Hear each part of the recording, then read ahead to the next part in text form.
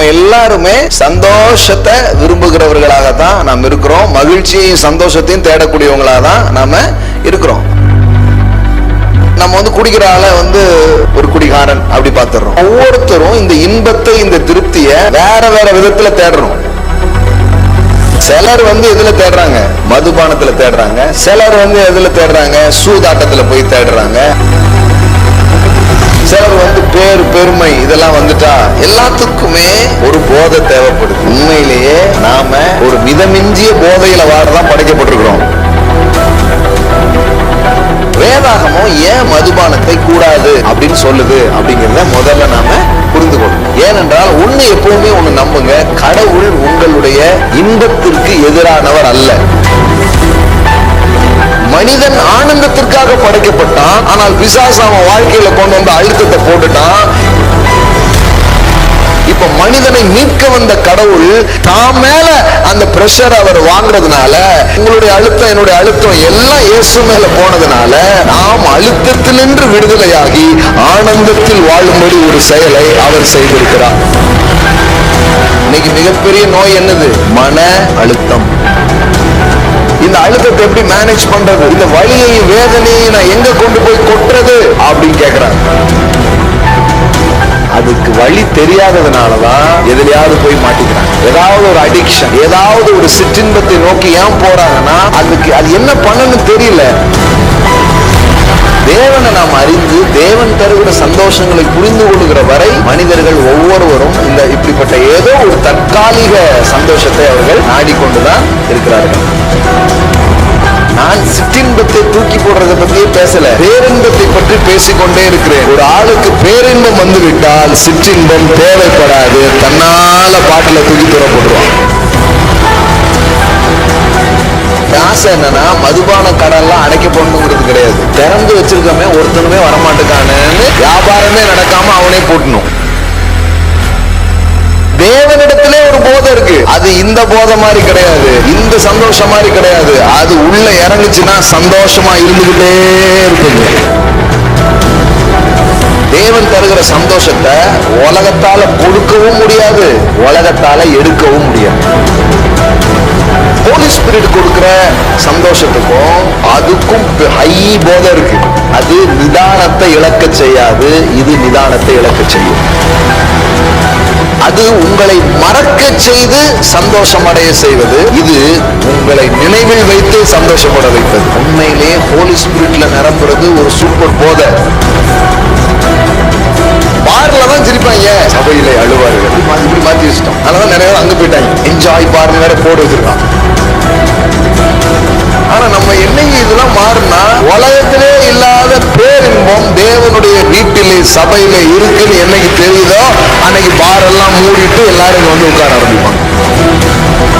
சபையினுடைய முதல் அனுபவமே என்ன? சிற்றின்பத்திலே மூழ்கி கிடந்திருக்கிற தேவன் சபை, தேவன் தனது பரிசுத்த ஆவியினால் உண்டாகும் பேரின்ப மதுவினால் நிரப்புகிறார். சோ இந்த நாள்ல ஆண்டவருடைய வார்த்தைக்கு நாம போகலாம். வேத பகுதியில் இருந்து ஒரு போதனையை நாம் தொடர்ந்து என்ன பண்றோம்? படித்து வருகிறோம். எபேசியருக்கு எழுதின நிருபம் 5வது அதிகாரத்தை நாம் தொடர போகிறோம். ஓகே, எபேசியர் 5வது அதிகாரம் 18வது வசனத்தை இன்னைக்கு ஆரம்பிப்போம். அதுல இருந்து என்னென்ன காரியங்கள் இன்னைக்கு பார்க்க முடியுமோ நம்ம என்ன பண்ணலாம் பார்க்கலாம். துன்மார்க்கத்திற்கு ஏதுவான மதுபான வெறி கொள்ளாமல் ஆவியினால் நிறைந்து சங்கீதங்களினாலும் கீர்த்தனைகளினாலும் ஞான பாட்டுகளினாலும் ஒருவருக்கொருவர் புத்தி சொல்லிக் கொண்டு உங்கள் இருதயத்தில் கர்த்தரை பாடி கீர்த்தனம் பண்ணி நம்முடைய கர்த்தராகிய இயேசு கிறிஸ்துவின் நாமத்தினாலே எப்பொழுதும் எல்லாவற்றிற்காகவும் பிதாவாகிய தேவனை ஸ்தோத்தரித்து தெய்வ பயத்தோடு ஒருவருக்கொருவர் கீழ்ப்படிந்திருங்கள். இது வரைக்கும் ஒரு பேசேஜ் பாருங்க, அப்படியே தொடர்ந்து பேசுறாரு. கீழ்ப்படிந்திருங்கள், அதுல தான் என்ன பண்றாரு? முற்றுப்புள்ளி வைக்கிறார். அப்போ அது தொடர்ந்து ஒரு காரியத்தை பற்றி பேசுகிறது. என்ன பேசுறாரு பாருங்க. துன்மார்க்கத்திற்கு ஏதுவான மதுபான வெறி கொள்ளாமல் ஆவியினால் நிறைந்து. இது கொஞ்சம் பார்க்கலாம். அதாவது மதுபானத்தை பற்றி பேசுறாரு. மதுபானம்னா தெரியும் தானே உங்களுக்கு? டாஸ்மார்க் பத்தி பேசிட்டு டக்குன்னு என்ன பேசுறாரு? ஆவியினால் நிரம்பி. என்னங்க திடீர்னு மதுபானத்தை பத்தி பேசுறாரு, திடீர்னு ஆவியானவரை பத்தி பேசுறாரு அப்படிங்கிற மாதிரி தோணலாம். ஆனால் பாருங்க, இது ஒரு பெரிய ஒரு காரியம் இதில் இருக்கிறது. சில நேரத்தில் இப்படி ஒப்புமைப்படுத்தி சொல்லிட்டோமே அப்படின்னு நிறைய பேருக்கு வருத்தமாயிடும். அப்படி கிடையாது பாருங்க. சில நேரங்களில் சில காரியத்தை விளக்குவதற்கு கிட்டத்தட்ட அதுக்கு இணையாக தெரிகிற மாதிரி ஒரு விஷயத்தை வச்சு தான் என்ன பண்ண முடியும், விளக்க முடியும். அது போதிக்கிற ஒரு முறை பாருங்க, போதிக்கிற ஒரு முறையாக அது இருக்கிறது. இப்போ ஏன் மதுபானத்தை போய் மக்கள் குடிக்கிறாங்க? ஏன் ஒருத்தர் சரக்கு அடிக்கிறாரு, சாரை ஏன் போய் குடிக்கிறாரு? கொழுப்பு, வேற என்ன அப்படிங்கிறீங்களா? குடிக்கிறவன்ட்ட போய் கேளுங்க, ஒவ்வொருத்தரும் ஒரு கதை வச்சிருப்பாங்க. ஒன்றும் இல்லைங்க, ஒரே உடம்பு வலிங்க. உங்களுக்கு ஒரு நியாயம் இருக்குன்னா அவங்களுக்கும் என்ன இருக்குது, ஒரு நியாயம் இருக்குது. ஒரே மேல் வலி, காலையிலேருந்து சாயங்காலம் வரைக்கும் என்ன பண்ணேன், அந்த வேலை இந்த வேலை, கல்லை உடைச்சேன், மூட்டையை தூக்குனேன், அதை இது என்ன பண்ணேன். அதனால கொஞ்சம் மருந்து மாதிரி இது மேல் வலிக்காக அப்படின்னு என்ன பண்ணுறாரு, குடிச்சேன் அப்படின்ட்டு சொல்கிறாங்க. இன்னும் சிலர்கிட்ட ஏன் குடிக்கிறீங்கன்னு கேட்டிங்கன்னா அவங்க என்ன வச்சுருக்குறாங்க, ஒன்றும் இல்லைங்க வீட்டுக்காரி திட்டுடுச்சு, இல்லைன்னா வாழ்க்கையில் ஏதாவது கஷ்டம், வாழ்க்கையில் ஏதாவது சோகம் அப்படின்ட்டு என்ன பண்ணுறாங்க, குடிக்கிறாங்க. நம்ம ஊரை பொறுத்தளவுக்கும் பெண்கள் அவ்வளோவா குடிக்கிறதில்ல, ரொம்ப கம்மி தான். ஒன்று அதிகபட்சமாக யார் தான் குடிக்கிறாங்க, ஆண்கள் தான். குடிமகன்கள் தான் அதிகம், குடிமகள்கள் குறைவாகவே உள்ளனர். இல்லைன்னு சொல்ல முடியாது. மாடல் டேஸில் ஒன்றா உட்காந்து குடிக்கிற கப்புள்ஸ் கூட இருக்கிறாங்க. இன்னும் கொஞ்சம் அதாவது விகிதாச்சாரம் குறைவு, அந்த அளவுக்கு ஒன்றும் பெருசாக ஆகினாலும் ஆங்காங்கே கொஞ்சம் என்ன பண்ணுது, நடக்குது. அதுவும் கல்லூரிகளில் இதெல்லாம் வரும்பொழுது ஒரு என்ன தான் அப்படின்னு பார்க்கலாம் அப்படின்னு சொல்லிட்டு அதை எடுத்துக்கிறவங்களும் இருக்கிறாங்க. நம்ம எப்போவுமே ஒரு விஷயத்தை ரொம்ப ஆழமாக கவனிக்கணும். மேலோட்டமாக பார்த்துட்டோம்னா நமக்கு எதுவுமே தெரியாமல் போயிடும். அதனால தான் வேத வசனத்தின் உதவியை கொண்டு நாம் எந்த ஒரு காரியத்தையும் படிக்கலாம், பார்க்கலாம், புரிந்து கொள்ளலாம். அதனால தான் கடவுளுடைய வார்த்தை உங்களுக்கு கிடச்சிடுச்சுன்னா ஞானம் வந்துடுச்சுன்னு அர்த்தம். ஆமென். நீங்கள் ஞானம் பெற்றுருவீங்க. அப்புறம் அதை எப்படி பார்க்கறது, புரிந்து கொள்வதுன்னு உங்களுக்கு தெரிய ஆரம்பிச்சிடும். நம்ம ஏதோ குடிக்கிறாரு ஒருத்தர் அப்படிங்கன்னு நம்ம என்ன பண்ணுறோம், பார்க்குறோம். சாலமோன் ராஜா பார்த்தீங்கன்னா சொல்கிறாரு, நான் ஏராளமாக குடித்தேன் அப்படிங்கிறார். ஏராளமாக குடித்தேன். எதுக்கு நான் குடித்தேன் அப்படின்னா, ஏதாவது திருப்தி அதில் வருமா அப்படிங்கிறதுக்காக. வாழ்க்கையில் ஏதோ ஒரு எம்டினஸ்ஸு, வாழ்க்கையில் ஏதோ ஒரு வெறுமை, அந்த வெறுமையை எப்படி பூர்த்தி செய்கிறதுன்னே தெரியல. அதனால் நான் என்ன பண்ணேன், ராஜா வேறையா, அதனால் சரக்குக்கு பஞ்சமே கிடையாது, விதமாக என்ன பண்ணியிருக்கிறாரு, குடிச்சிருக்கிறாரு. பாருங்கள், வேதவசனத்தை காட்ட விரும்புகிறேன். பிரசங்கி 2வது அதிகாரம் 1 பாருங்க. நான் என் உள்ளத்தில் சொல்லிக் கொண்டது என்னவென்றால், வா இப்பொழுது உன்னை சந்தோஷத்தினால் சோதித்து பார்ப்பேன், இன்பத்தை அனுபவி என்றேன். இதோ இதுவும் மாயையாய் இருந்தது.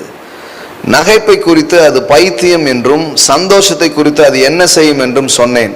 வானத்தின் கீழ் மனுபுத்திரர் உயிரோடு இருக்கும் நாளளவும் பெற்று அனுபவிக்கத்தக்கது இன்னதென்று அறியும் பொருட்டு என் இருதயத்தை ஞானத்தால் தேற்றி கொண்டிருக்கும் போதே நான் என் தேகத்தை மதுபானத்தால் சீராட்டி கொண்டிருக்கவும் மதியினத்தை பற்றி கொண்டிருக்கவும் என் உள்ளத்திலே வகை தேடினேன். இந்த கிங் சாலமோன் பாருங்க, ஒரு தேடல் அவனுக்கு வாழ்க்கையில். இது எல்லாருக்குமே இருக்கு. வாழ்க்கையில் எல்லாருக்கும் வேற வேற மாதிரி இதை தேடிட்டு இருக்கிறோம். என்ன தேடல்னா, வாழ்க்கையில் இன்பம் எங்கே இருக்கு அப்படிங்கிறது தான் ஒரு தேடல்.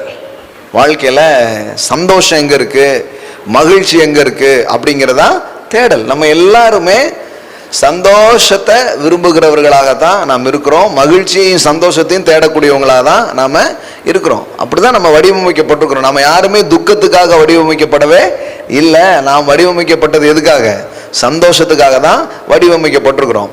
அப்படி இருக்கும்போது சந்தோஷமாக இருக்கிறது எப்படி அல்லது மகிழ்ச்சியாக இருக்கிறது எப்படி அப்படின்னு தெரியாத போது எல்லாரும் எதையோ ஒன்றை என்ன பண்ணிகிட்டே இருக்கிறாங்க, தேடிக்கிட்டே இருக்கிறாங்க. ஸோ சாலமோனுக்குள்ள ஒரு எம்டினஸ்.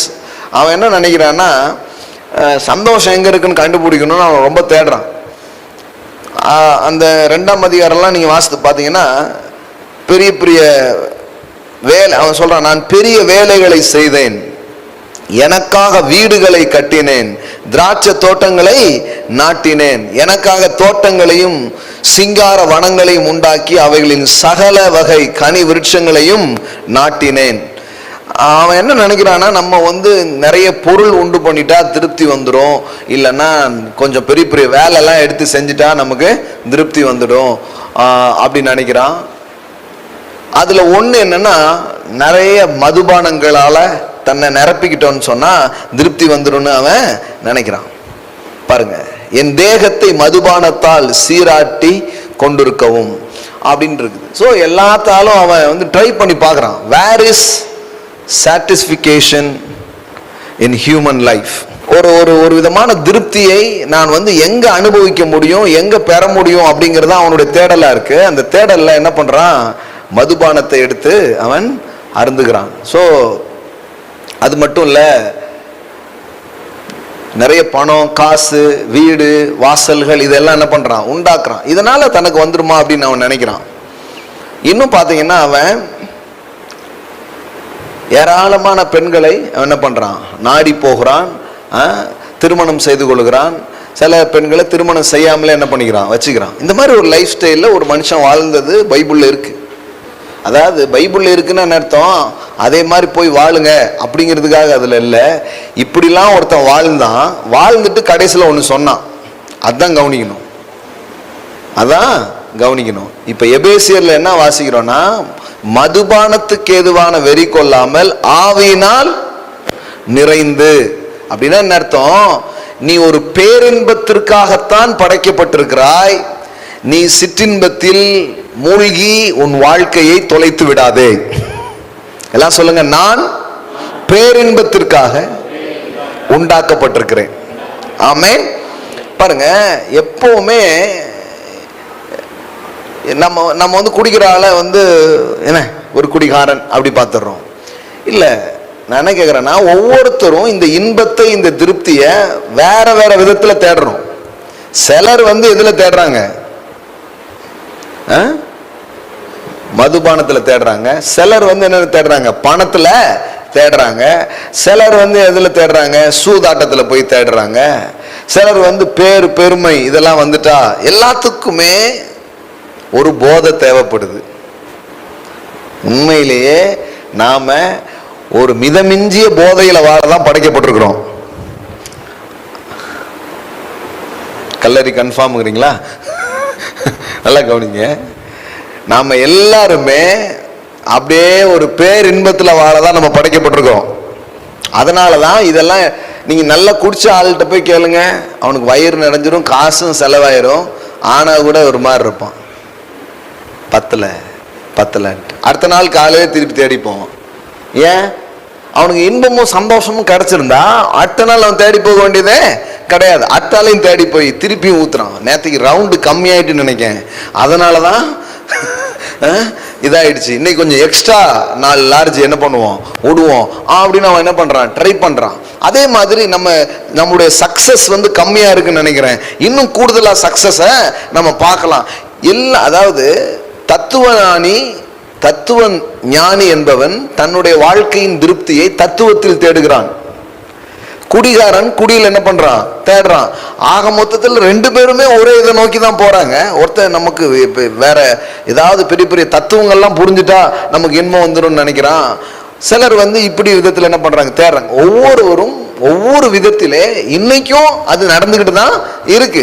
ஆனா நமக்கு என்னன்னா, இது சரி இது தப்புன்னு பேசுவோமே தவிர, அந்த மனிதனுடைய இருதயத்திலே ஒரு தேடல் இருக்கு. அந்த தேடலுக்கான பதில் கிடைக்காததுனாலதான் அவன் அதை என்ன பண்ணிட்டு இருக்கிறான், தேடிட்டே இருக்கிறான். இப்ப நான் நம்முடைய சபையில பாருங்க, நிறைய நேரம் இந்த மாதிரி பிரசங்கங்கள் பண்றதே இல்லை. குடிக்கிறாயா, குடியை விட்டு விடு அப்படின்னு பிரசங்கம் பண்ணல. இதுவரைக்கும் அப்படி ஒரு பிரசங்கம் பண்ணவே இல்லை. ஆனா உங்களுக்கு தெரியுமா, நிறைய பேர் என்கிட்ட சொல்லியிருக்காங்க, இங்க போதனையை கேட்க ஆரம்பிச்ச பிறகு குடி பழக்கத்துல நான் வெளியே வந்துட்டேன் அப்படின்ட்டு. ஆமென். என் காதார என்ன பண்ணிருக்கிறாங்க, சொல்லிட்டு போயிருக்கிறாங்க. ஒருத்தர்லாம் ஒருத்தருடைய அம்மா ஆச்சரியப்பட்டு ஒரு தட்டில் பழம், காசு எல்லாம் எடுத்துட்டு என்ன வீட்டுக்கு தேடி வந்துட்டாங்க. வீட்டுக்கு தேடி என் பையன் எப்படி திருந்தானே தெரிலைங்க, எத்தனை 20 வயசுலையா 20 வயசுல குடிக்க ஆரம்பிச்சாரு. இப்போ 40-45 வயசு ஆயிடுச்சுன்னா கிட்டத்தட்ட எத்தனை வருஷம் குடிச்சிருக்காரு? 25 வருஷம் குடிச்சிட்டு இருந்தாரு. உங்க சபைக்கு 2 மாசம் தான் வந்தாரு. எங்க போச்சுன்னே தெரில, தூக்கி தூர போட்டாரு. இப்போ நல்லா இருக்கிறாரு, குடும்பத்தோட நல்லா இருக்காரு, சந்தோஷமா இருக்காரு, மனைவி பிள்ளைங்களோட நல்லா இருக்காரு, தொழில நல்லா செய்யறாரு. ரொம்ப நன்றின்னு அந்த அவருடைய தாயார் வீட்டுக்கு தேடி வந்தாங்க. வீட்டுக்கு தேடி தேங்க்ஸ் பண்ணிட்டு போனாங்க. அப்புறம் நான் யோசித்து பார்த்தேன், நான் ஒரு நாளும் குடிக்காதீங்கன்னு பிரசங்கம் பண்ணவே இல்லையே சர்ச்சில். இப்போ நான் என்ன சொல்றேன்னா, சில இடத்துல இதை பேசிக்கிட்டே இருப்பாங்க. குடிக்கிற சகோதரனே, பொடி போடுகிறாயா, சிகரெட் அடிக்கிறாயா அப்படின்னு இந்த கெட்ட பழக்கத்தை. அவனுக்கு என்ன தெரியுமா, நான் இதெல்லாம் கொஞ்சம் மறந்தாவது சர்ச்சில் இருக்கலான்னு பார்த்தா இவன் சர்ச்சில் போற அதான் பேசிக்கிட்டு இருக்கிறது. அதனால சர்ச்சு முடிஞ்சோடனே போன உடனே ஒன்று வாங்கி அடிச்சுட்டு போயிடுவான். இவ்வளோ நேரம் நான் மறந்துதான் சார் இருந்தேன். அதான் ஒருத்தன் டாக்டர்கிட்ட போவோம்ல, டாக்டர் உனக்கு அது மன பிராந்தியா இருக்கும் அப்படிப்பாரு. அந்த ஜோக் பார்த்துருக்கீங்களா நீங்க? அது ஒன்றும் இல்லப்பா, அது உன் மன பிராந்தி. ஐயோ அப்படின்னு போயிடுவான். அவனே பிராந்திய மறக்க தான் வந்திருக்கான். ஆனா அவர் என்ன பண்ணிடுறது, அது ஒரு மன பிராந்தி அப்படின்னு அவனுக்கு அந்த ஞாபகம் வந்துடுது. அப்போ குடிக்காதீங்கன்னு பிரசங்கம் பண்ணல, அப்புறம் எப்படி ஒருத்தர் குடிய விட்டாரு? ஏன்னா நான் சிற்றின்பத்தை தூக்கி போடுறத பத்தியே பேசல, பேரின்பத்தை பற்றி பேசிக்கொண்டே இருக்கிறேன். ஒரு ஆளுக்கு பேரின்பம் வந்துவிட்டால் சிற்றின்பம் தேவைப்படாது, தன்னால பாட்டில தூக்கி தூர போட்டுருவான். ஆமென். என்னுடைய ஆசை என்னன்னா, மதுபான கடல்லாம் அடைக்க போடணுங்கிறது கிடையாது. திறந்து வச்சிருக்கமே ஒருத்தனுமே வரமாட்டுக்கானு வியாபாரமே நடக்காம அவனே போட்டணும். ஆமென். இந்த ஊர்ல என்ன ஆச்சு? எல்லாரும் இவ்வளவு சந்தோஷமா இவ்வளவு மகிழ்ச்சியா இருக்கிறாங்க. இங்க யாருக்கும் இது தேவையே படல. ஏன்? இது எப்படி எப்போ நடக்கும்னா, சும்மா கடையை மூடிட்டாப்புல எல்லாம் நடக்காது. உள்ளத்துக்குள் பேரின்பம் வந்தால், உள்ளத்துக்குள் உண்மையான சந்தோஷம் வந்தால் இது தேவைப்படாமல் போகும். ஆமென். அப்ப நம்ம இப்ப எதை நோக்கி பயணம் பண்ணணும், அல்லது எதை நோக்கி மக்களை நடத்தணும், எதை நோக்கி பிரசங்கம் பண்ணணும்னா, குடிக்காதே குடிக்காதே அப்படின்னு பேசிட்டு இருந்தா அது அவர் பாட்டுல எழுதியிருக்கு, அதை படிச்சுட்டு தான் குடிக்கும். குடிப்பழக்கம் வீட்டுக்கும் நாட்டுக்கும் கேடு விளைவிக்கும் அப்படின்னு குடிக்கிறான். அவன் சொல்லுதான், அங்க பாருங்க, நான் குடிச்சிட்டு இப்படி ஆடுறதுனாலதான் அரசாங்கமே நிக்கி அப்படிங்க.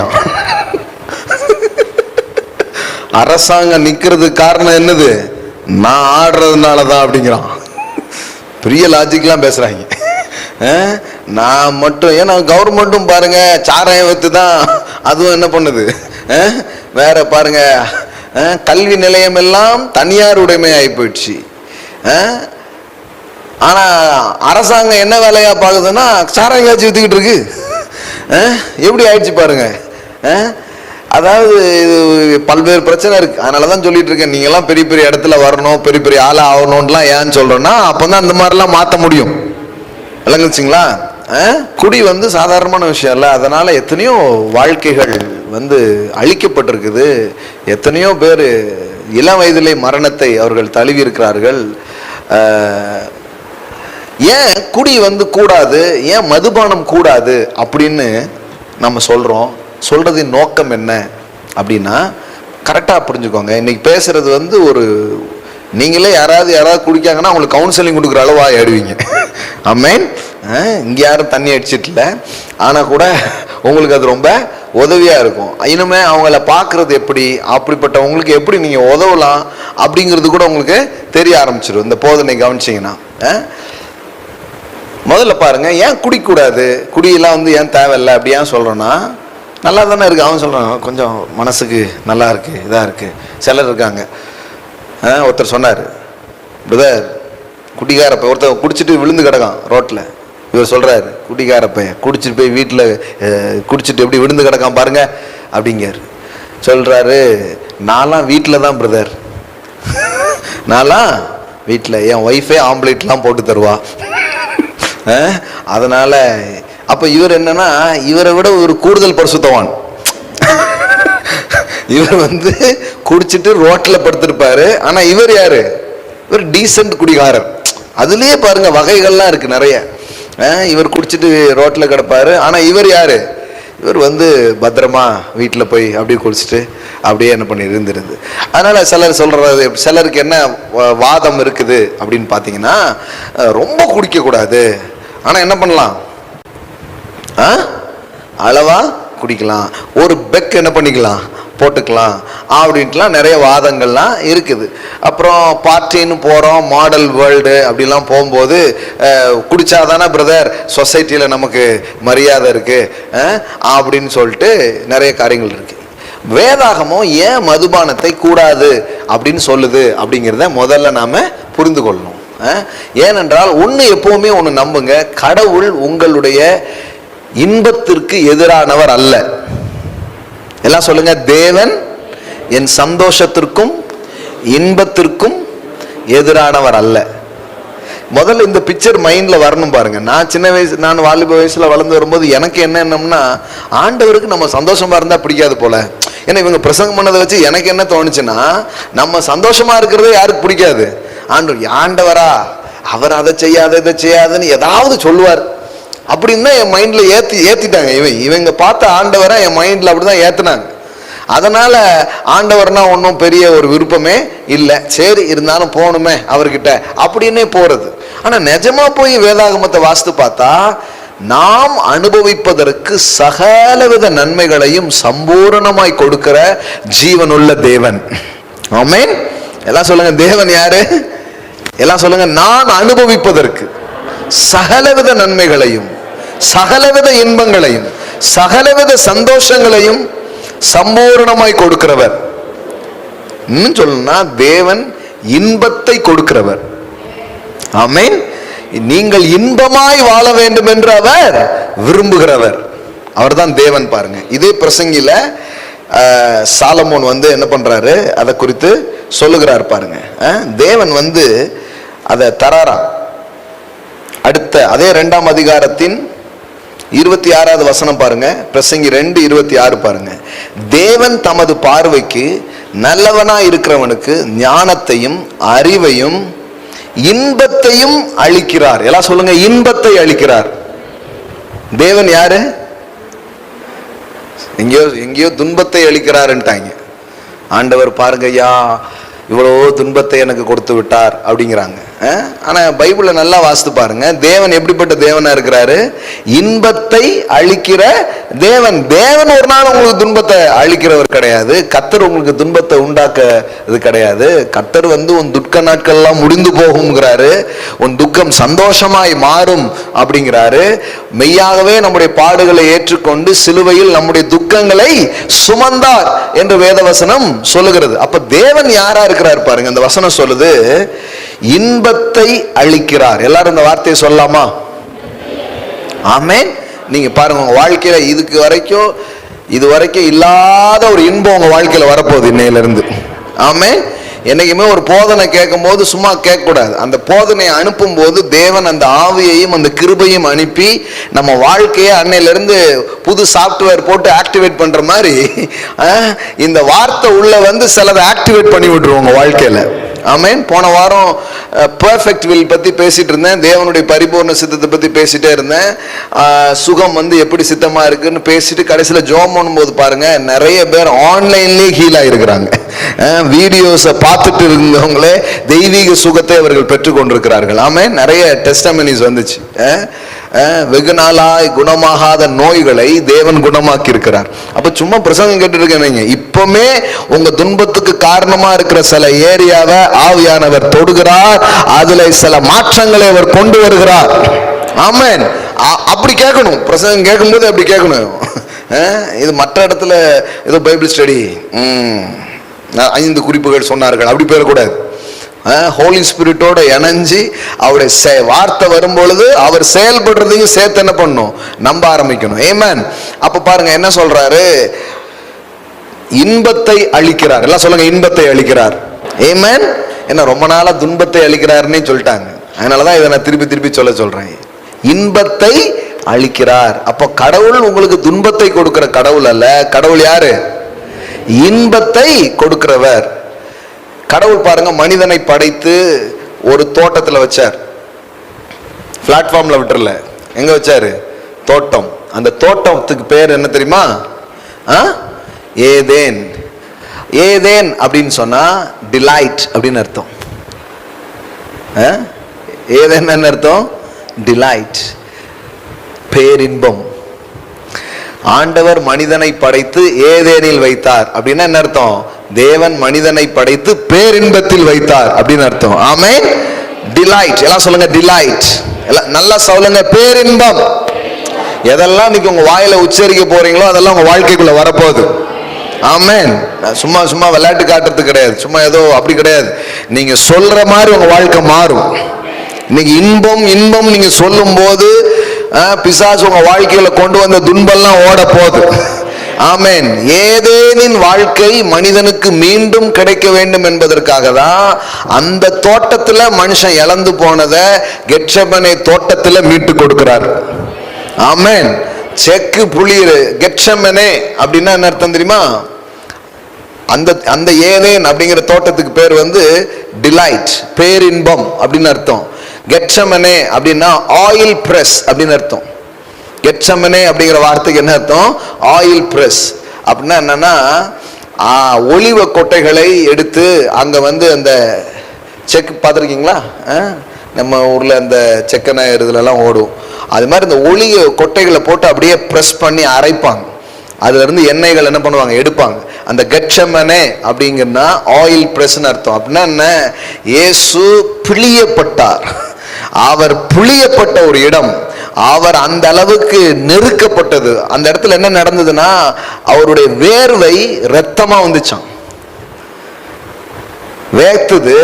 அதாவது அந்த பிரஷர், அந்த அழுத்தம் அவருக்குள்ள போனதுனால அவருடைய வேர்வை ரத்தத்தின் பெரும் துளிகளாய் வந்து என்ன பண்ணிச்சான்? விழுந்துச்சான். ஏன்னா மனிதன் ஆனந்தத்திற்காக படைக்கப்பட்டான்.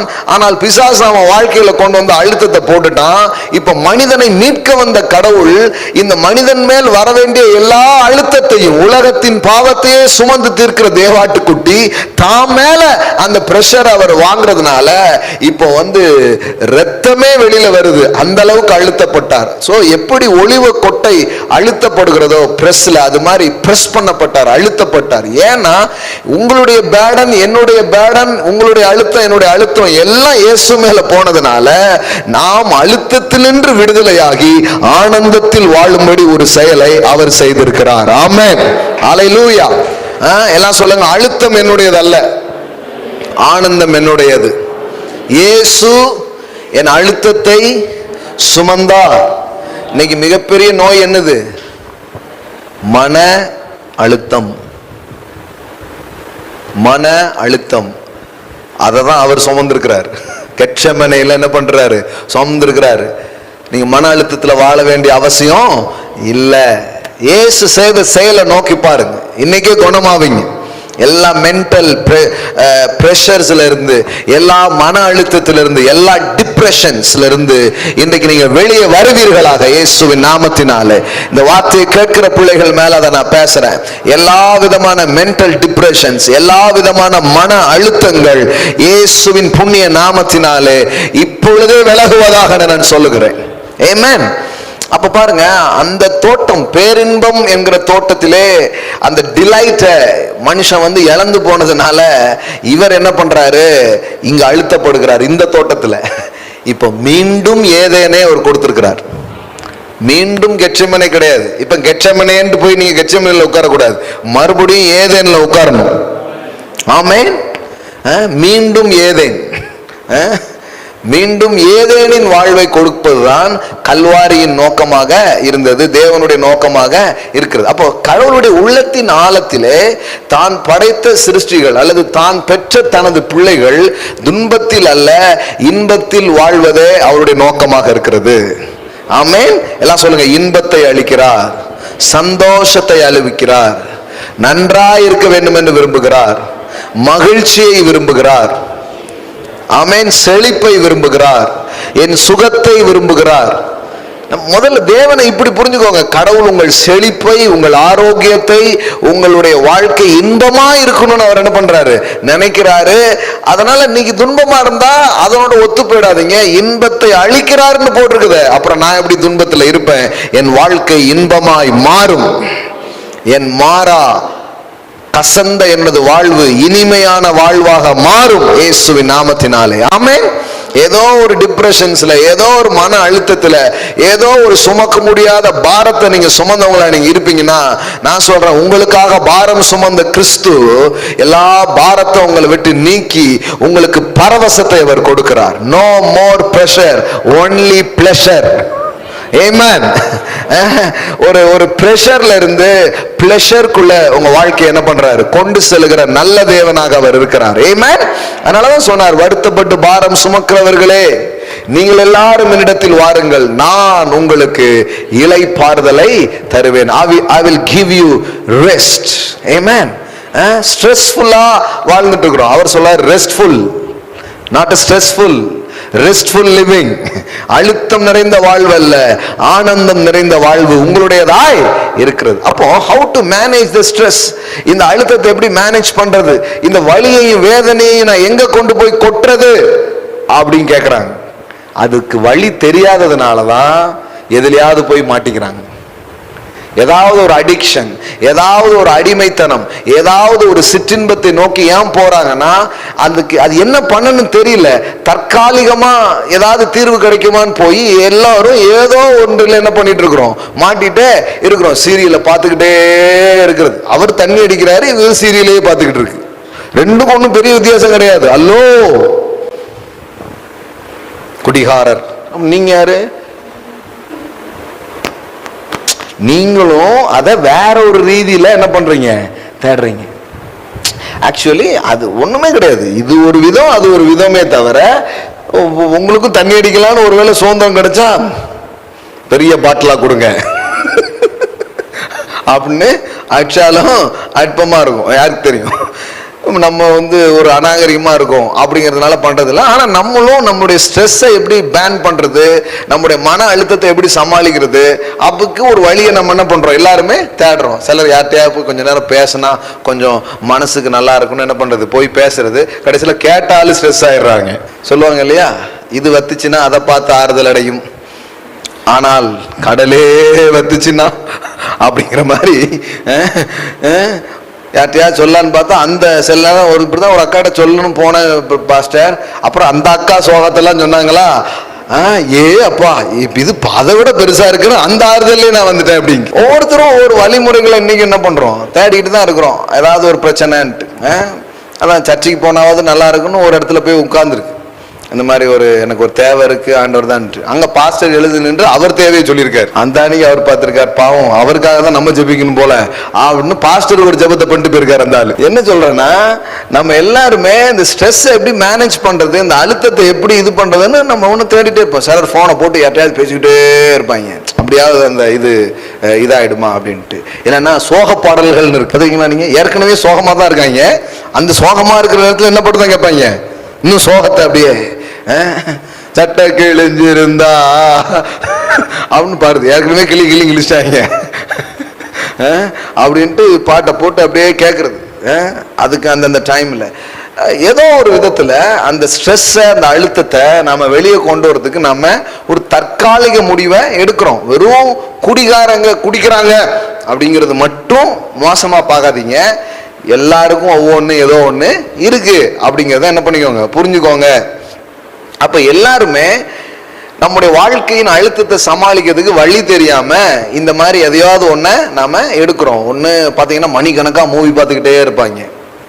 ஆமா ஆமா பார்த்துக்கிட்டே இருப்பாங்க. ஆமா எனக்கு நல்லா ஞாபகம் இருக்குது. அந்த டீனேஜ் டைம்ல பாத்தீங்கன்னா வாழ்க்கையில ஒன்றும் பெருசா ஒரு பெரிய சந்தோஷமே ஒண்ணுமே கிடையாது. ஒரே ஒரு சந்தோஷம் மூவி பார்க்கறது தான். ஒரு நாளைக்கு பார்த்தீங்கன்னா 3 படம் 4 படம்லாம் உட்காந்து பார்க்கறது, அப்படியே டிவி தான் சூடாகும். ஆமா ஆமா ஆமா ஏன்னா நம்மளை மறந்துடணும். நம்மளை மறக்கிறதுக்கு என்ன பண்றது அப்படின்னு தெரியல.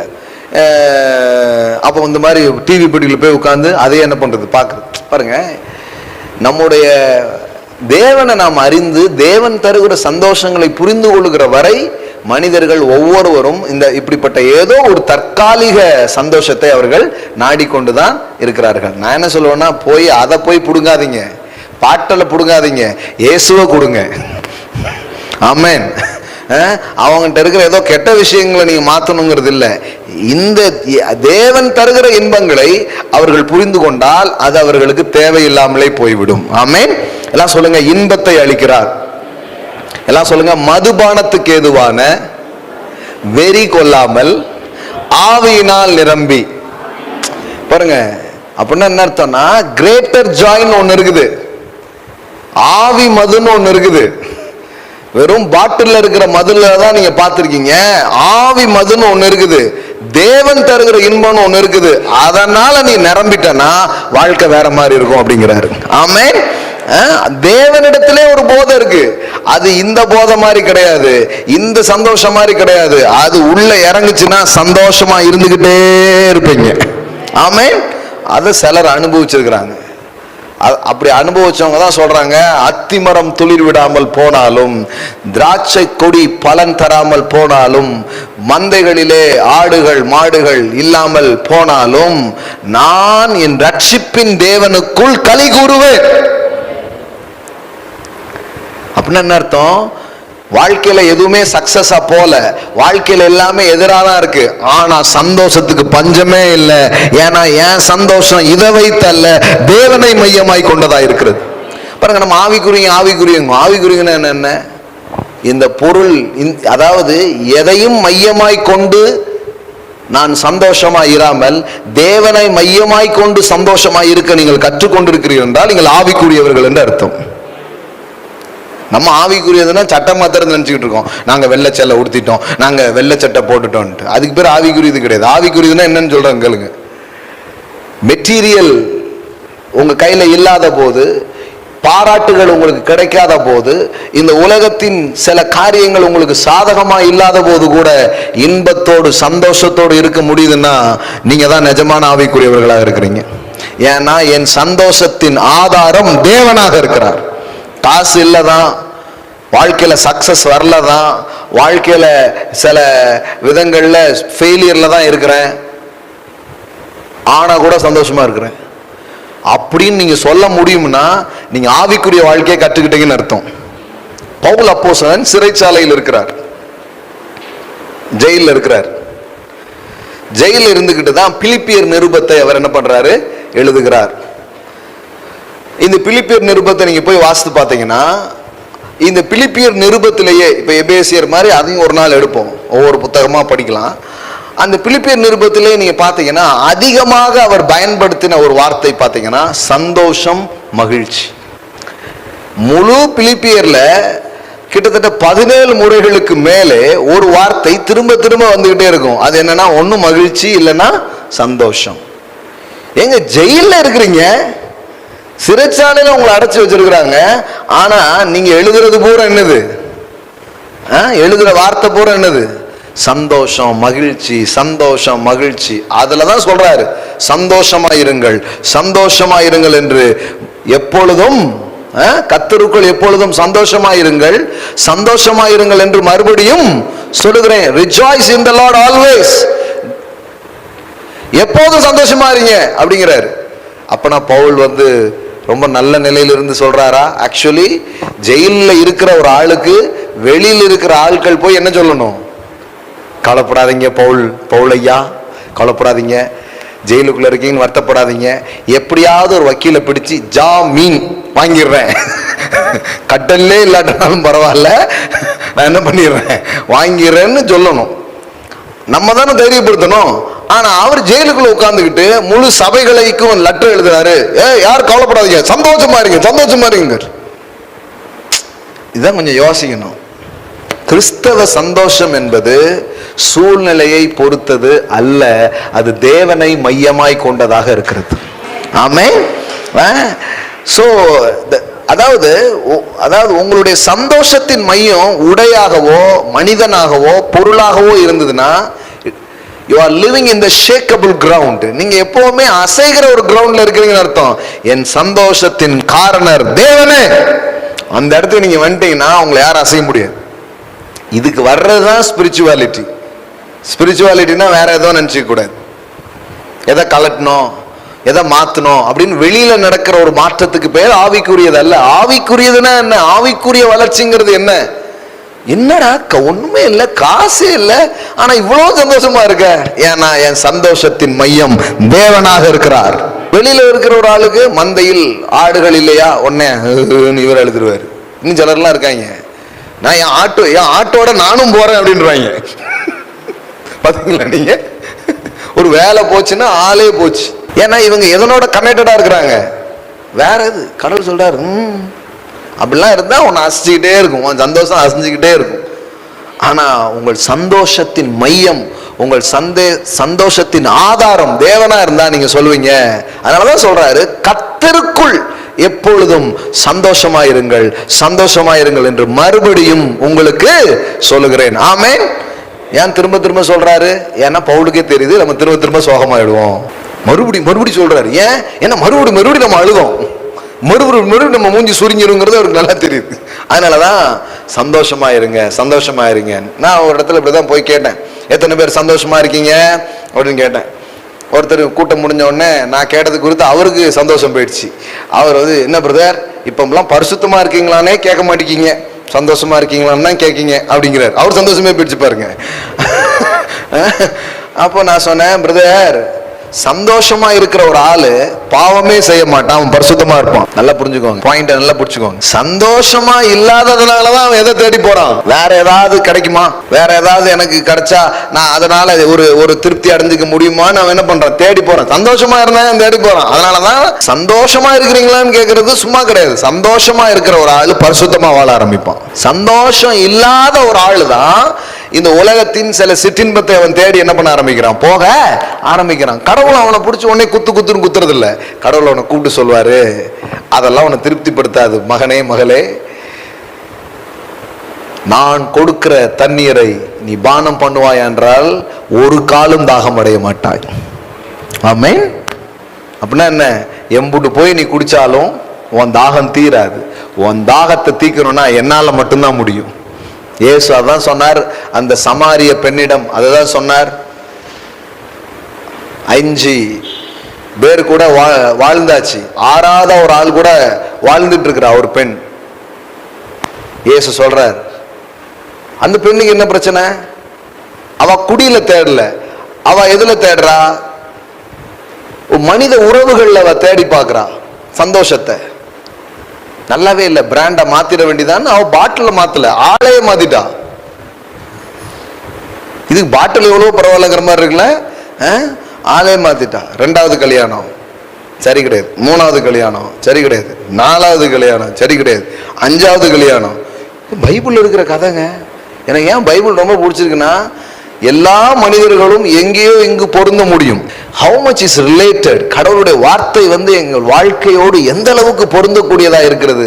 நம்ம நிறைய நேரத்துல பைபிளை காப்பாற்றணுங்கிற முயற்சியில பைபிளை ஒழுங்கா சொல்லாமலே விட்டுட்டோம்.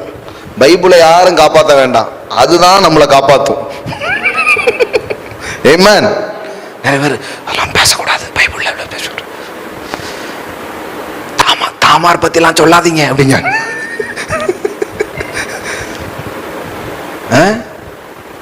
பச்சைபால் கதையெல்லாம் சொல்லாதீங்க, இன்னும் நிறைய கதை.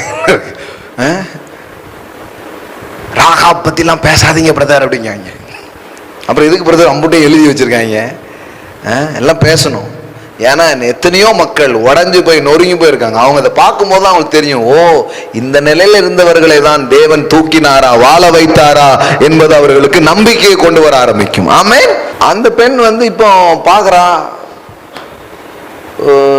ஆள் மாத்திட்டு கல்யாணம் பண்ணிக்கிட்டே இருந்தோம்னா அந்த டிவோர்ஸுக்கு ரொம்ப செலவாகுது. இந்த முறை என்ன பண்ணுவோம்னா ஒருத்தரோட வாழ்வோம், ஓகே ஆச்சுன்னா கல்யாணம் பண்ணிக்கலாம். நம்ம லிவிங் டுகெதர் லைஃப் ஸ்டைல் இப்போ வந்துச்சுன்னு பேசிட்டு இருக்கோம். எந்த வருஷத்துல வந்திருக்குன்னு பாருங்க. மாடல் வேல் ரொம்ப மோசமா போயிட்டு அப்படிங்காங்க. மாடல் வேல் மோசமா போயிட்டுலாம் இல்லை, அது அப்பவுமே இருக்கு. சமாரிச்சன் உமனே அப்பவுமே அதை ட்ரை பண்ணி பார்த்துட்டா. கல்யாணம் பண்ணி டிவோர்ஸ் பண்றதை விட வாழ்ந்து பார்த்து ஓகேனா கல்யாணம் பண்ணிக்கலாமே அப்படிங்கிற ஐடியாவுக்கு அப்பவுமே வந்துட்டா பாருங்க, எந்த வருஷத்துலயும் வந்துட்டா பாருங்க. ஆனா இயேசு அவருடைய வாழ்க்கைக்குள்ள போறாரு. அவர் சொல்றாரு, நான் கொடுக்கிற தண்ணீரை நீ குடிச்சனா உனக்கு தாகமே வராது, நீ திருப்தி திருப்தியை எங்கேயோ தேடுற, அது ஒன்று திருப்திப்படுத்தவே படுத்தாது. ஆனா பேரின்பம் என்னிடத்தில் இருக்கிறது, அதை நீ பெற்றுக்கொள்வாய் என்றால் நீ நிம்மதியோடும் சந்தோஷத்தோடு இந்த உலகத்துல நீ வாழ முடியும். ஆமென். அதனாலதான் சில இடத்துல எழுதி போட்டிருப்பாங்க ரொம்ப நல்ல வார்த்தைகள், நீ தேடும் நிம்மதி இயேசு தருகிறார். ஆமென். பக்கத்துல பார்த்து சொல்லுங்க, நீங்க தேடும் நிம்மதி சந்தோஷம் இயேசு தருகிறார். ஆமென். அவர்கிட்ட வாங்க, அவர்கிட்ட கேளுங்க, ஆண்டவரே ஏன் என் வாழ்க்கை துக்கமா இருக்கு, என்னால சந்தோஷமா இருக்க முடியல, எனக்கு உதவி செய்யுங்கன்னு அவர்கிட்ட கேட்டு பாருங்க. இந்த உலகம் தராத ஒரு பெரிய சந்தோஷத்தால் உங்க வாழ்க்கையை அவர் நிரப்ப ஆரம்பிப்பார். இயேசுவே சொல்றாரு, உலகம் கொடுக்கிற பிரகாரமாய் நான் கொடுக்கிறது இல்லை, என்னுடைய சமாதானத்தையே நான் உங்களுக்கு கொடுக்கிறேன். ஆமென். உங்களுக்கு இது புரிஞ்சான்னு தெரியலையே. என்ன சொல்றாரு தெரியுமா இயேசு? என்னுடைய சமாதானத்தையே நான் உங்களுக்கு தருகிறேன்னு அர்த்தம்னா, இயேசு இந்த பூமியில ஒரு நாள் கூட துக்கத்தோடு வாழல. இயேசு என்னையாவது சோகம் மூஞ்சியோட இந்த பூமியில இருந்தாரா? அவரு சில நேரங்களில் அழுதார். மக்கள் கஷ்டப்படுறத பார்த்து மனதுருக்கத்தினால் மாத்திரமே அவர் அழுதாரே தவிர என்னடா வாழ்க்கைன்னு ஒரு நாள் அழல. அந்த அழுகை வேற. ஒருத்தர் கஷ்டப்படுறத பார்க்கும்போது, மனிதன் வியாதியோடும் இதோடு இருக்கும் பொழுது பார்க்கும்போது அவர் மனதுருகிறார், கண்ணீர் வடிக்கிறார். லாசரு அந்த சம்பவத்துல பாத்தீங்கன்னா, அந்த சகோதரிகள் அழும்போதும் அவருக்கும் என்ன வருது? அழுகை வருகிறது. மற்றபடி என்னடா வாழ்க்கைன்னு அவர் என்ன பண்ணவே இல்லை, கவலையா இருக்கவே இல்லை. இங்க பாருங்க, யோவான் 14:27, சமாதானத்தை உங்களுக்கு வைத்து போகிறேன். இயேசு போகும்போது சமாதானத்தை அங்க வச்சுட்டு போயிட்டாராம். கவனிக்கிறீங்களா? நிறைய பேர் கொண்டு போயிட்டாருன்னு நினைச்சிட்டு இருக்காங்க. ஆனா அவர் வச்சுட்டு போனதை நிறைய பேர் எடுக்கவே இல்லை. அம்மா சொல்றாங்க, டேய் நான் வெளியில போறேன், மத்தியானம் சாப்பாடுலாம் வச்சு செஞ்சு வச்சுட்டு போறேன் அப்படின்னா என்ன அர்த்தம்? வந்து சாப்பிட்டுக்கோன்னு அர்த்தம். அது மாதிரிதான் சிலுவையில எல்லாத்தையும் சம்பாதிச்சு உனக்கு சமாதானத்தை என்ன பண்றேன், வைத்து போகிறேன், எடுத்துக்கோ அப்படிங்கிற. அது என்ன மாதிரி சந்தோஷம்? என்னுடைய சமாதானத்தை உங்களுக்கு கொடுக்கிறேன், உலகம் கொடுக்கிற பிரகாரம் நான் உங்களுக்கு கொடுக்கிறது இல்லை. அப்படின்னா என்ன? மதுபானம் அல்லது மற்ற எத்தனையோ சிற்றின்பங்கள் உங்களுக்கு கொடுக்கிற பிரகாரம் நான் உங்களுக்கு கொடுக்கிறது இல்லை. உங்கள் இருதயம் கலங்காமலும் பயப்படாமலும் இருப்பதாக. ஆமென். என்ன சொல்றாரு பாருங்க, உலகம் கொடுக்கிற பிரகாரமா நான் கொடுக்கிறது இல்லை. அப்படின்னா என்ன அர்த்தம்னா, தேவன் தருகிற சந்தோஷத்தை உலகத்தால கொடுக்கவும் முடியாது, உலகத்தால எடுக்கவும் முடியாது. ஆமென். எல்லாம் சொல்லுங்க, கொடுக்கவும் முடியாது, எடுக்கவும் முடியாது. அதுதான் வேற வேற மாதிரி ஒரு விஷயம். அவர் தர்றது அப்படிப்பட்டது, அது இந்த உலகத்துல கிடையாது. அது அவர் தான் உங்களுக்கு தர முடியும். அதே மாதிரி அவர் தர்ற அந்த சந்தோஷத்தை இந்த உலகத்தால தரவும் முடியாது, இந்த உலகத்தால எடுக்கவும் முடியாது. ஆமென். யாரும் உங்ககிட்ட இருந்து திருட முடியாது. எந்த ஒரு தோல்வியும் எந்த ஒரு சூழ்நிலையும் திருடவே முடியாது. அதனாலதான் புத்தி கெட்டாத அந்த சமாதானம், unspeakable joy, சொல்லி முடியாத சந்தோஷம் என்று இதை எழுதுகிறார்கள். இன்னும் சில வார்த்தைகள் சொல்லுகிறார்கள். எப்படி எழுதுறாங்க? எல்லா புத்திக்கும் மேலான தேவ சமாதானம். அப்படின்னா என்ன? உங்க மைண்ட் எல்லாம் மேற்கொள்ற அளவுக்கு ஒரு சந்தோஷத்தை உங்களுக்கு அவ கொடுக்கிறார். எல்லாம் சொல்லுங்க, பேரின்பம். எல்லாம் சொல்லுங்க, இன்பத்தை அளிக்கிறார். ஆமென். நான் நிறைய வாட்டி சொல்லியிருக்கேன், நீங்க கொஞ்சம் சந்தோஷமா இருந்தாலே உங்க வாழ்க்கை மாற ஆரம்பிச்சிடும். நீங்க சோகமா இருந்தீங்கன்னா இன்னும் மோசமாயிடும் வாழ்க்கை. I am sorry. நம்ம என்ன நினைக்கிறோம், டல்லா சோகமா இருந்தோம்னா எல்லாமே மாறிடும், நம்ம சோகத்தை பார்த்து எல்லாரும் இறங்கிடுவாங்க அப்படின்னு ஓடி போயிடுவாங்க. அடிக்கடி சொல்லியிருக்கிறேன், நம்ம எல்லாம் நடந்த பிறகு சந்தோஷமா இருக்கலாம்னு நினைக்கிறோம். ஆனா ரகசியம் என்ன தெரியுமா? நீங்க சந்தோஷமா இருக்கும்போது தான் எல்லாம் நடக்கு. பெரிய ஒரு மேட்டர் சொல்றேன், நான் வேத வசனத்தின் அடிப்படையில சொல்றேன். அன்னாளுக்கு பிறந்த முதல் குழந்தை சாமுவேல் அல்ல, சந்தோஷம். சாமுவேல் வந்து குழந்தை கிடையாது. பின்பு அவள் துக்க முகமாய் இருக்கவில்லை. அப்பன்னா நீ என்ன நினைக்கிறீங்க? பேர்கள் ஆயிட்டா? சாமுவேல் பிறந்துட்டானா? இப்போ இந்த வார்த்தை சாமுவேல் பிறந்ததுக்கு அப்புறம் சொல்லியிருக்கா இல்ல பிறக்கிறதுக்கு முன்னாடி சொல்லியிருக்கா? அது எப்படி பிறக்கிறதுக்கு முன்னாடி எப்படி சந்தோஷமா இருக்க முடியும்? குழந்தை இல்ல, ஆண்டவரே குழந்தை தாங்க அப்படின்னு கேட்கிறா. குழந்தை பிறந்த பிறகுதான் சந்தோஷமா இருக்க முடியும், அதான இயல்பு. ஆனால் பெற்ற பெற்றுக்கொண்டேன் அப்படின்னு நினைச்சா பாருங்க, அப்பவே சந்தோஷம் வந்துடுச்சு. சாமுவேலும் பிறந்துட்டான். வாழ்க்கையில பாருங்க, சும்மா ஜெபம் பண்ணிக்கிட்டே இருக்கு. ஜெபம் பண்ணாலாம் எல்லாம் ஆயிடாது. ஜெபம் பண்ணதுக்கு அப்புறம் சந்தோஷமா இருக்கீங்களான்னு பாருங்க, இல்லைன்னா அது பேர் ஜெபமே கிடையாது. அழுது ஜெபிச்சுட்டேன், அதுக்கப்புறமா சிரிச்சிங்களா, அப்புறமும் அழுதுகிட்டே தான் இருக்கு. அப்புறம் என்ன ஜெபிச்சிங்க போங்க. உள்ள வரும்போது சில செருப்பு கழுத்திட்டு வருவாங்க, போகும்போது போட்டு போயிருவாங்க பாருங்க. அதே மாதிரிதான் வந்து அழுதுட்டு திருப்பியும் அதே அழுகையோட வீட்டுக்கு போயிடுறது. சர்ச்சைக்கு போயிட்டு வந்து என்ன மூஞ்சி அதே மூஞ்சியா தான் இருக்கு, ஒன்னும் மாற்றமே இல்லையே. அப்புறம் கடவுளுடைய பிரசனத்துக்கு வந்ததுக்கு ஒரு அர்த்தமே இல்லையே. கர்த்தர் மேல் உன் பாரத்தை வைத்து விடு, அவரே உன்னை ஆதரிப்பார். நீதிமானை ஒரு போதும் தள்ளாட விட மாட்டார். பாருங்க, இதெல்லாம் கற்றுக்கொள்ளுங்க. இந்த லைஃப் ஸ்டைல கத்துக்கோங்க. சும்மா ஆலயத்துக்கு போறது, சும்மா போய் கூட்டங்கள் இல்ல. சந்தோஷமா இருக்க தெரியுதா உங்களுக்கு? ஆண்டவர் எனக்கு இருக்கிறாருங்க, நான் சந்தோஷமா இருப்பாங்க. காசு எனக்கு என் கையில இல்ல, ஆனா காசு இல்லைன்னா நான் சோகமா இருக்கணுமா? அப்படி ஏதாவது எழுதி இருக்கா என்ன? என் கர்த்தர் என் கூட இருக்கிறாரு அப்படின்னு நினைச்சு பாருங்க, காசெல்லாம் உங்க காலத்துல இருந்து விழுறத நீங்க பாப்பீங்க. இதான் ரகசியம், இதான் ரகசியம். இப்படிதான் வாழ்க்கையில காரியங்கள் நடக்க போகுது. அதனாலதான் வேதவசனம் சொல்லுகிறது, விசுவாசத்தினால் உண்டாகும் சந்தோஷம். எப்படி சந்தோஷம் உண்டாகுதா? விசுவாசத்தினால் உண்டாகும் சந்தோஷம். அப்போ கையில கிடைக்கல, கண்ணில் பார்க்கல, காதலையும் இன்னும் கேட்கல, ஆனா சந்தோஷம் இருக்கு. ஏன்னா உள்ளுக்குள்ள எனக்கு தெரிஞ்சிடுச்சு, சாமுவேல் வர போறான், என் ஜபத்துக்கு பதில் வர போகிறது, நான் கேட்ட காரியம் நடக்க போகுது. ஆமென். பாருங்க, ரோமர் 15:13, பரிசுத்த ஆவியின் பலத்தினாலே உங்களுக்கு நம்பிக்கை பெருகும்படிக்கு நம்பிக்கையின் தேவன் விசுவாசத்தினால் உண்டாகும் எல்லாவித சந்தோஷத்தினாலும் சமாதானத்தினாலும் உங்களை நிரப்புவாராக. இன்னும் ப்ராஜெக்ட் கிடைக்கல, இன்னும் பாஸ் ஆகல, இன்னும் வீடு கெட்டல, இன்னும் பிள்ளைகள் கல்யாணம் ஆகல, இன்னும் ஜெபிச்ச ஜபங்களுக்கு பதில் வரல, ஆனா சந்தோஷம் வந்துடுச்சு அப்படின்னா மற்றதெல்லாம் சீக்கிரமா நடக்க ஆரம்பிச்சிடும். கர்த்தர் மேல் உன் பாரத்தை வைத்து விடு, அப்புறம் வைத்ததை எடுத்து விடு. அதனாலதான் அவன் லைஃப் அப்படியே இருக்குது. நான் அவர்கிட்ட வச்சுட்டேன், நான் அவர்கிட்ட வச்சதை குறித்து அவர் அவ்வளோ கவனமா இருக்கக்கூடியவர். அவர் என்னை விசாரிக்கிறவராய் இருக்கிறபடியினால் உங்கள் கவலைகளை அவர் மீது வைத்து விடுங்கள். சும்மா கிடையாது, சொல்ல வேண்டியவர்கிட்ட சொல்லிட்டேன், வைக்க வேண்டியவர்கிட்ட வச்சுட்டேன். அப்ப விசுவாசத்தினால் உண்டாகும் சகலவித சந்தோஷத்தினால். என்ன வார்த்தை பாருங்க, அது படிச்சிருக்கீங்களா பைபிள்ல? இத பாருங்க, நம்பிக்கையின் தேவன், the God of hope. தேவனே யாரு தெரியுமா? நம்பிக்கையின் தேவன். நம்பிக்கையின் தேவன் விசுவாசத்தினால் உண்டாகும் எல்லாவித சந்தோஷத்தினாலும். அப்ப சந்தோஷமே எப்படி உண்டாகுது பாருங்க, ஃபெய்த். நான் பார்க்கல, கேட்கல, உணரல, ஆனா நான் என்ன பண்றேன்? விசுவாசிக்கிறேன். என் தொழில் இப்ப வெற்றியா இல்ல, ஆனா விசுவாசிக்கிறேன், அது பல கோடி லாபங்களை அது கொண்டு வரும் என்று நான் விசுவாசிக்கிறேன். ஆமென்.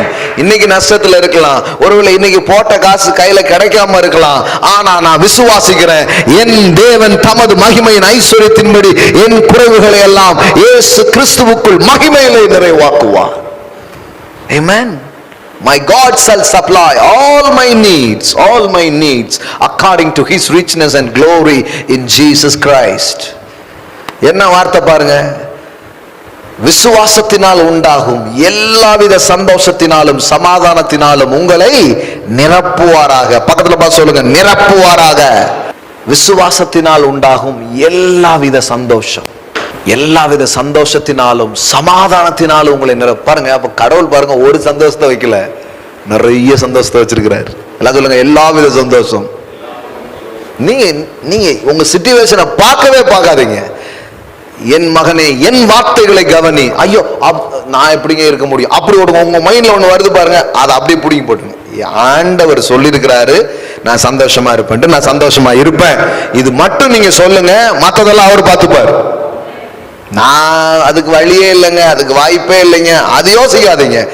Daddy, I believe your word. உங்க வார்த்தையை நான் நம்புறேன், உங்க வார்த்தை சொல்லி இருக்குது, நீங்க சொல்லியிருக்கிறீங்க, நான் எல்லாவித சந்தோஷத்தையும் சமாதானத்தையும் நான் பார்ப்பேன். நீங்க சொல்லியிருக்கிறீங்க, நீங்க சொன்னதை உங்க பிள்ளை நான் நம்ப போறேன். அதை நீர் நிறைவேற்ற வல்லவராய் உண்மை உள்ளவராய் இருக்கிறீர். ஆமென். மரியாள் கேட்கிறா, புருஷனை அறியேனே, இது எப்படி ஆகும்? நல்ல கேள்விதான். இப்ப நான் இதெல்லாம் போதிக்கும் போது உங்களுக்கு கூட என்ன தோணும்? எல்லாம் கரெக்டுங்க, ஆனா இது நடக்கணும்ல, அதெல்லாம் கரெக்டுங்க, இது வரணும்ல, அதெல்லாம் கரெக்டுங்க, இது எப்படிங்க ஆகும்? நடக்கிறத பார்க்கும்போது இடியாப்ப சிக்கல் மாதிரிலாம் இருக்கு. இது எப்போ நூடுல்ஸ் மாதிரி ஒன்று ஒன்றா மாறும்னு தெரியலையே, அப்படிங்கிற மாதிரி தான் இருக்கலாம். நான் சொல்றேன், அது உங்க வேலை கிடையாது, அது உங்க வேலையே கிடையாது. தூதன் மரியாளுக்கு ஒன்னே ஒன்று தான் சொல்றான், தேவனால் கூடாத காரியம் ஒன்றுமில்லை. இன்னைக்கு சாயங்காலம் சொல்றேன், நான் நிறைய ஆன்லைன்ல பார்த்துட்டு இருக்கிற பிள்ளைங்க, யூடியூப்ல பார்த்துட்டு இருக்கிற பிள்ளைங்களுக்கு சொல்றேன், தேவனால் கூடாத காரியம் ஒன்றுமில்லை. Just believe his word. எனக்கு தெரியாது எப்படி ஆகும்னு, எனக்கு தெரியாது. இவர் வந்தா தானே நடக்கும், இவங்க கையெழுத்து போட்டா தானே நடக்கும், இவங்க பண்ணாதானே நடக்கும், ஏதோ ஒண்ணு நடந்தாதான் அது நடக்கும் நீங்க நினைக்கிறீங்க. அவர் சொல்றாரு, என் ஆவியில எல்லாமே ஆகும். புருஷனை அறியனேங்கிறா. அப்போ அவளுக்கு சொல்லப்படுற பதில் என்ன தெரியுமா? தேவதூதன் அவளுக்கு பிரதியுத்தரமாக, பரிசுத்த ஆவி உன்மேல் வரும், உன்னதமானவருடைய பலம் உன்மேல் நிழலிடும், ஆதலால் உன்னிடத்தில் பிறக்கும் பரிசுத்தம் உள்ளது தேவனுடைய குமாரன் என்னப்படும். அது அவருடைய ஆவி செய்யும். எல்லாம் சொல்லுங்க, அவர் வார்த்தை சொன்னதை, சவுண்டா சொல்லுங்க, அவர் வார்த்தை சொன்னதை அவர் ஆவி நிறைவேற்றும். நல்லா சொல்லுங்க பார்க்கலாம். ஆவிங்கிறதுக்கு இன்னொரு வார்த்தை கரம். வார்த்தையினால் சொன்னதை தம் கரத்தினால் நிறைவேற்றுகிற தேவனாக அவர் இருக்கிறார். ஆமென். ஆமா, அது என்ன எவ்வளவு பெரிய விஷயமா இருக்கட்டும், அவர் செய்வார். அந்த நம்பிக்கையில தான் வாழ்றோம். விசுவாசித்தேன் ஆகையால் பேசினேன், அவ்வளவுதான். எப்படி எதை விசுவாசம்? கடவுள் சொன்னதை நம்புறேங்க, அவ்வளவுதாங்க. நான் எவ்வளவு வல்லவன் நல்லவன்லாம் எனக்கு தெரியல, ஆனா அவர் நல்லவர் வல்லவர். Amen. I believe his word. He is a faithful God. He is a God of integrity. அவர் சொன்னதை நிறைவேற்றுகிறவர், சொல் தவறாதவர், உத்தமர். I believe his word. அதனாலே ஒரு சந்தோஷம் வருது பாருங்க. அதனாலதான் வேத வசனங்களால் நீங்க நிரம்பினீங்கன்னா சோகமா இருக்க மாட்டீங்க, சந்தோஷமாயிடுவீங்க. அதனால தாவீது சொல்றான், உம்முடைய வசனம் எனக்கு கிடைக்காதிருந்தால் நான் துக்கத்திலேயே அமிழ்ந்து போயிருப்பேன். அப்ப பாருங்களேன், அவன் டிப்ரெஷன்ல இருந்து அவன் எப்படி வெளியே வந்தானா, அவன் துக்கத்தை அவன் எப்படி மேற்கொண்டானா, உம்முடைய வசனம் எனக்கு கிடைக்காதிருந்தால் நான் துக்கத்திலே அமிழ்ந்து போயிருப்பேன். ஆனா உங்க வார்த்தை கிடைச்சதுனால நான் துக்கமா இல்ல, நான் சந்தோஷமா இருக்கிறேன். காரியம் மாறிட்டா மாறல. இந்த அம்மா வந்து சொன்னாங்க, இன்னும் சில பிரச்சனைகள்லாம் இருக்குது, ஆனா இயேசு நல்லவர், என் வாழ்க்கையை மாத்திட்டாரு அப்படின்னு நீங்க சொன்னாங்க பாருங்க. ஆமென். இல்லை, இந்த வாசல்லாம் இதெல்லாம் எழுதி வைங்க. சங்கீதம் 119:92, உமது வேதம் என் மன மகிழ்ச்சியா இராதிருந்தால் என் துக்கத்திலேயே அமிழ்ந்து போயிருப்பேன். எத்தனையோ முறை நம்மளுடைய டிப்ரெஷன்ல இருந்து நம்மளை தூக்கினது அந்த வார்த்தைகள். அது கிடைக்கலன்னா போயிருந்திருப்போம், இல்லைன்னா ஏதாவது பாட்டில் கீட்டில் தான் பண்ணும். ஒவ்வொருத்தரும் அதை பல்வேறு வழிகளை நாடி தேடி அதை எப்படி அந்த ஸ்ட்ரெஸ்ஸை எப்படி மேற்கொள்ளணும் தெரியாம இருக்கிறாங்க. ஆனா நமக்கு பாருங்க, அவருடைய வார்த்தைகள் அது கிடைக்குது, அது உண்டாகுது பாருங்க. அப்ப நான் சொல்றேன், நடக்கிறதுக்கு முன்னாடியே சந்தோஷமாயிடுங்க. ஆமென். எல்லாம் சொல்லுங்க, நான் சந்தோஷமா தான் இருக்க போறேன். எல்லாம் சொல்லுங்க, நான் விசுவாசிக்கிறேன், நான் சந்தோஷமா இருப்பேன். ஆமென். யாராவது உங்க மூஞ்ச பார்த்த உடனே, என்ன வீடு கட்டிட்டியா, என்ன கல்யாணம் ஆயிட்டா பிள்ளைக்கு, உன் மூஞ்ச பார்த்தா அப்படி தெரியுது அப்படின்ட்டு, ஆயிட்டு, என் தேவன் ஆக்கிட்டார் எல்லாத்தையும். ஆமென். சந்தோஷமா மட்டும் இருங்க பாருங்க, வாழ்க்கையில அற்புதத்துக்கு மேல அற்புதம் நடந்துகிட்டே இருக்கும். இன்னைக்கு சொல்றேன், நான் சோகமா இருந்தீங்கன்னா வீட்டுக்கார்ட்ட கூட வேலை நடக்காது. அப்படி நான் பிறகு போயிட்டு பிறகு வாரன்னு போயிருவேன். சந்தோஷமா இருங்க, பி ஹாப்பி, மகிழ்ச்சியா இருங்க. அதாவது உங்கள் மகிழ்ச்சியின் ஆதாரம் தேவனா இருக்கட்டும். அப்படி பவுல் அப்போஸ்தலனுக்கு தன் மகிழ்ச்சியின் ஆதாரம் தேவனா இருந்ததுனாலதான் சிறைச்சாலையில் இருந்து கொண்டு கூட அவர் என்ன எழுதுறாரு, சந்தோஷமா இருங்க சந்தோஷமா இருங்கன்னு எழுதுகிறார். அப்போ என்ன அர்த்தம்? மதுபானத்துக்கு ஏதுவான வெறி கொள்ளாமல் ஆவியினால் நிரம்பினா என்ன அர்த்தம்? ஒரு ஆர்டினரியான ஒரு இன்பம் இருக்கு, ஒரு சிற்றின்பம் ஒன்று இருக்கிறது, அதை நம்ம தேடி போறோம். ஆனா தேவன் சொல்றாரு, இல்லப்பா ஆவியினால நிரம்புங்கிறார். அப்படின்னா என்ன? பேரின்பத்தினால நீ நிரம்பு, உனக்காக ஒரு பெரிய சந்தோஷத்தை நான் வச்சிருக்கிறேன், அதை பெற்றுக்கொள், அதுல வாழு, அதுக்காக தான் நான் உன்னை அழைச்சிருக்கிறேங்கிறார். அது எப்படி நடக்குதா பாருங்க, அது எப்படி நடக்குதா? எபேசியர் 5 அதனுடைய தொடர்ச்சி பாருங்க. 18 துன்மார்க்கத்துக்கு ஏதுவான மதுபான வெறி கொள்ளாமல் ஆவியினால் நிறைந்து சங்கீதங்களினாலும் கீர்த்தனைகளினாலும் ஞான பாட்டுகளினாலும் ஒருவருக்கொருவர் புத்தி சொல்லிக் கொண்டு உங்கள் இருதயத்தில் கர்த்தரை பாடி கீர்த்தனம் பண்ணி. பாட்டு பாடுங்கிறார். ஆமென். என்ன சொல்லுங்க? பாடல்கள். ஆமென். ஆவியினால நிரம்பின அர்த்தம். வாழ்க்கையில ஒன்றும் பெருசா நடக்கல, ஆனா சூப்பரா எடுத்து கர்த்தருடைய மகிமைப்படுத்தும்படி பாடல்கள், சந்தோஷ பாடல்கள், சந்தோஷ கீதங்களை பாட ஆரம்பிச்சிட்டுங்க. அது ஒரு வழி பாருங்க. பாட நிரம்பிடுவீங்க. ஆமென். அதனாலதான் சம்டைம்ஸ் பாருங்க, நம்ம வர்ஷிப் பண்றோம், ஆராதிக்கிறோம், மகிழுகிறோம், அப்படியே பாத்தீங்கன்னா எத்தனை பாட்டில் போட்டாலும் அவ்வளவு சந்தோஷம் வராது. அவ்வளவு சந்தோஷத்தால் அவர் நம்மளை நிரப்புகிறார். ஆமென். நாம யாரும் எம்டியா இருக்க படைக்கல, நாம் எல்லாரும் நிறைந்திருக்க படைக்கிறோம். இவைகளால் நிரம்பவில்லை என்றால் வேறு ஏதோ ஒன்றினால் நிரம்பி இருப்போம். வெற்றிடம் என்று ஒன்று கிடையாது, அவைகள் காலிகளால் நிரம்பி இருக்கும். எல்லாமே ஏதோ ஒண்ணுல நிரம்பி இருக்கும். வெற்றிடம்னு ஒண்ணு கிடையவே கிடையாது. இந்த இடத்துல வெளிச்சம் எல்லாம், இந்த இடத்துல என்ன இருக்கும்? இருட்டு இருக்கும். பேரின்பம் என்ன இருக்கும்? சிற்றின்பம் இருக்கும். அப்போ மக்கள் சிற்றின்பத்தில் வாழுகிறார்கள் என்று அவங்கள குத்துறதை விட்டுட்டு அவங்களுக்கு எதை சொல்லிக் கொடுக்கணும்? பேரின்பத்தில் வாழ்வது எப்படின்னு சொல்லிக் கொடுக்கணும். பேரின்பத்தை எப்படி அனுபவிப்பது என்பதை புரிந்து கொள்ளணும். அதுதான் வழியே தவிர சிற்றின்பத்தின் மூலம் நாம போக முடியாது. சிற்றின்பம் என்ன பண்ணும்னா கொஞ்சம் இன்பத்தை கொடுத்துட்டு ரொம்ப துன்பத்தை கேட்கும். அதனுடைய பிரைஸ் ரொம்ப ஹெவி. அதாவது high cost for low living. சிற்றின்பம் என்ன தெரியுமா? High cost for low living. அதாவது பெரிய விலையை கேட்டு ஒரு தரக்குறைவான வாழ்க்கையை உங்களுக்கு தரும். ஆனா நீங்க கொடுக்குற விலை என்னதான் இருக்கும்? ரொம்ப ஹெவியா இருக்கும். ஆனா கிடைக்கிறது, நீங்க பாத்துருக்கீங்களா? நாள் முழுவதும் சம்பாதிச்ச கொண்டு ஒரு பாட்டில் வாங்கிடுவான். கடைசியில் பார்த்தீங்க ஒரு நாள் சில நேரம்லாம் பார்த்தா ரொம்ப பரிதாபமா இருக்கும். நோட்டு ஏதாவது பிள்ளைகளுக்கு வாங்கிட்டு அதோட ரோட்டில் கிடந்துட்டு இருப்பான். பார்த்தா ரொம்ப வலிக்கும். அந்த பிள்ளைங்க வீட்டில் காத்துட்டு இருப்பாங்க, அந்த மனைவி காத்துட்டு இருப்பான், ஆனால் அதோட கிடப்பான். அப்போ இவர் ஒரு நாள் கொஞ்சம் இன்பமா இருக்கும்னு ஆரம்பிச்சது தான் அது என்ன ஆயிடுது? அப்படியே பத்தலையே பத்தலையே பத்தலையேன்னு போய் இப்போ எவ்வளோ விட்டாலும் என்ன பண்ண மாட்டுக்கு? பத்த மாட்டுக்கு. சம்பாதிச்ச காசு குடிச்சாலும் பத்த மாட்டுக்கு. தாலியை கொண்டா, செயினை கொண்டா. அதான் அன்னைக்கு ஒரு ஜோக்ல கேட்டேன் நான். ஏன் இவருக்கு பேர் அத்தான் தெரியுமா? இவர் தான் எல்லாத்தையும் அத்தாரு. காதுல கிடக்கிறது அத்தான், கழுத்துல கிடக்கிறது அத்தான், அதனாலதான் இவன் அத்தான். புட்டையும் இவன் தான் அத்தான். அப்போ ஒரு டைம்ல பாத்தீங்கன்னா தாண்டி போயிடுது பாருங்க. அப்போ என்ன ஆயிடுது? சிற்றின்பத்தின் அதுல என்ன பண்ணுறது?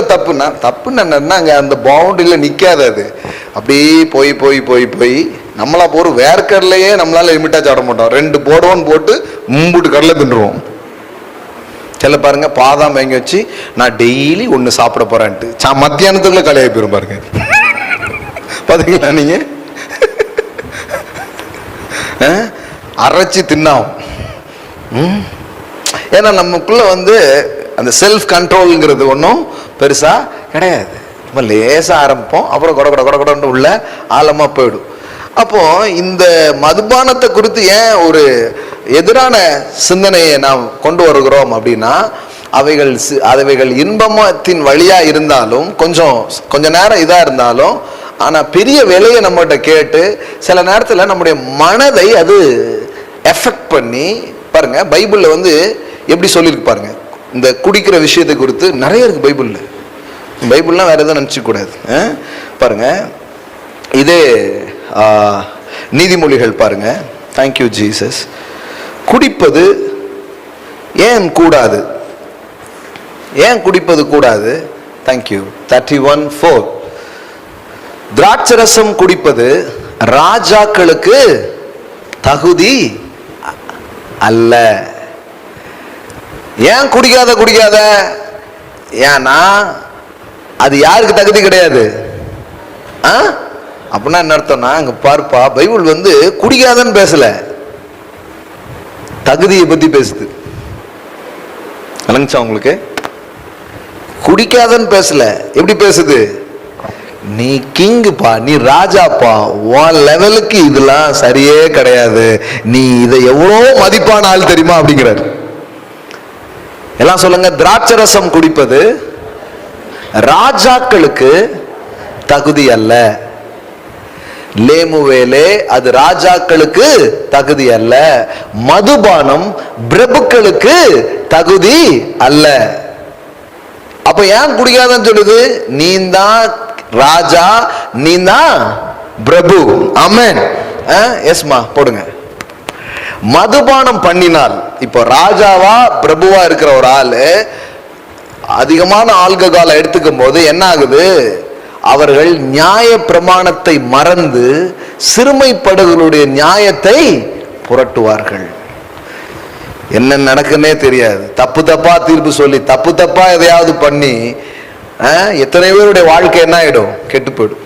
ஆப்ரேஷன் பண்ண போற ஒரு டாக்டரு நல்ல ட்ரிங்க்ஸ்ல வந்து ஆப்ரேஷன் பண்ண எப்படி இருக்கும்? ரைட் சைடு கட் பண்ணுவாரா லெஃப்ட் சைடு கட் பண்ணுவாரான்னு தெரியாது. ஏற்கனவே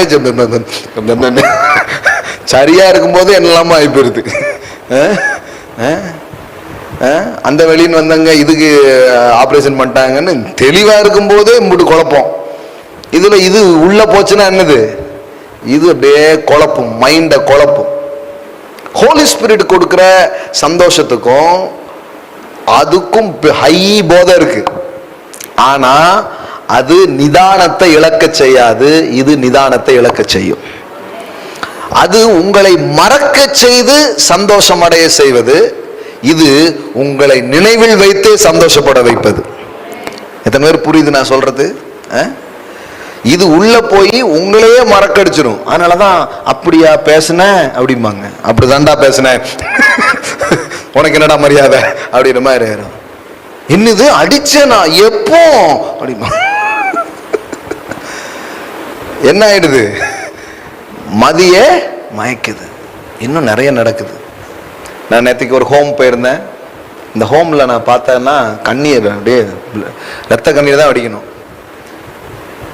14 வயசு 15 வயசு பிள்ளைகள் வந்து கர்ப்பமா இருக்கிறாங்க. தன் சொந்த தகப்பனாரால் குடிச்சிட்டு என்ன நடக்குதுன்னே தெரில. அவ எப்படி போயிடுது பாருங்க. என்ன ஆகுதுன்னா, அப்படியே போய் போய் போய் வாழ்க்கையே அது இதாக்கிடுது. அதே நீதிமொழிகள் இன்னொரு பேசேஜில் பார்த்தீங்கன்னா போட்டிருக்கும், சோரனையும் இழந்து போயிடுறானா. என்னை அடித்தார்கள், ஆனா எனக்கு என்ன இல்லை, சொர்ணையே இல்லை. ஒரு மதிப்பை இழந்து, மரியாதை இழந்து, ஒரு அதாவது சந்தோஷங்கிற பேர்ல போய் நம்மளுடைய எல்லா சந்தோஷத்தையும் அது என்ன பண்ணிடுது? திருடி நம்முடைய மரியாதை, நம்முடைய அந்தஸ்து எல்லாத்தையும் இழந்து நம்மளை வந்து ஒரு உயர்தரமான ஒரு நபராக நம்மளை வாழ விடாம இது என்ன ஆயிடுது? அவ்வளவு தடைகளை என்ன பண்ணிடுது? செய்திடுது பாருங்க. Proverbs 23:29. ஐயோ ஆரம்பிக்கும் போதே ஒரு மாதிரி இருக்கு. ஐயோ, யாருக்கு வேதனை, யாருக்கு துக்கம், யாருக்கு சண்டைகள் முடிங்க கொண்டு வந்துருது. வேதனை, துக்கம், சண்டை எல்லாத்தையுமே கொண்டு வருது. யாருக்கு புலம்பல், யாருக்கு காரணம் இல்லாத காயங்கள், யாருக்கு ரத்தம் கலங்கின கண்கள், எதெல்லாம் எஃபெக்ட் பண்ணுது பாருங்க. பாடி எல்லாத்தையும் அது எஃபெக்ட் பண்ணுது. வேதனை, துக்கம், புலம்பல், காயம், ரத்தம் கலங்கின கண்கள்.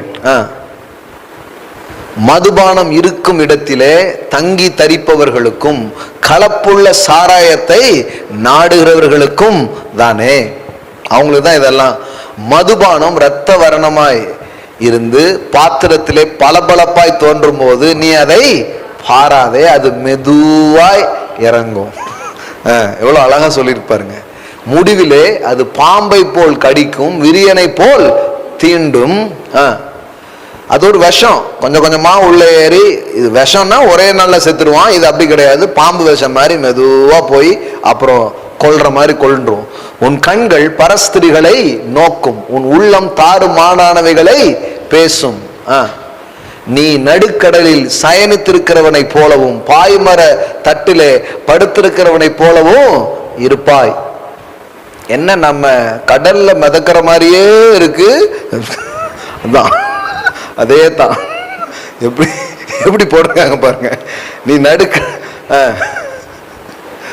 என்னை அடித்தார்கள் எனக்கு நோகவில்லை, என்னை அறைந்தார்கள் எனக்கு சுரணை இல்லை, நான் அதை பின் தொடர்ந்து தேட எப்பொழுது விழிப்பேன் என்பாய். அவ்வளவுதானா?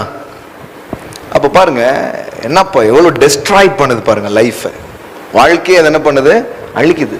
இது மதுபானத்தை மட்டும் நான் சொல்லல, எல்லா சிற்றின்பங்களும் இப்படிதான் மனுஷனுடைய வாழ்க்கையை அது அழிக்குது.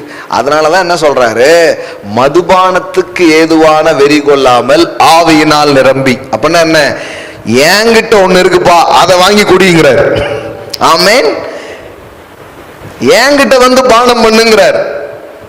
நான் தர்ற சந்தோஷம், நான் தர்ற மகிழ்ச்சி, நான் தருகிற பலன், நான் தருகிறத நீ பெற்றுக்கொண்டா போதையாவும் இருக்கும், உன் பாதை சூப்பராகவும் இருக்கும் அப்படின்ட்டார். ஆமென். உண்மையிலேயே ஹோலி ஸ்பிரிட்ல நிரம்புறது ஒரு சூப்பர் போதை. ஆமென். இங்க சம்டைம்ஸ் நடக்கும். இதே ஒரு செவ்வாய்க்கிழமை ஒரு நாள் பேசிட்டே இருக்கும்போது இப்படிதான் நடந்துடுச்சு.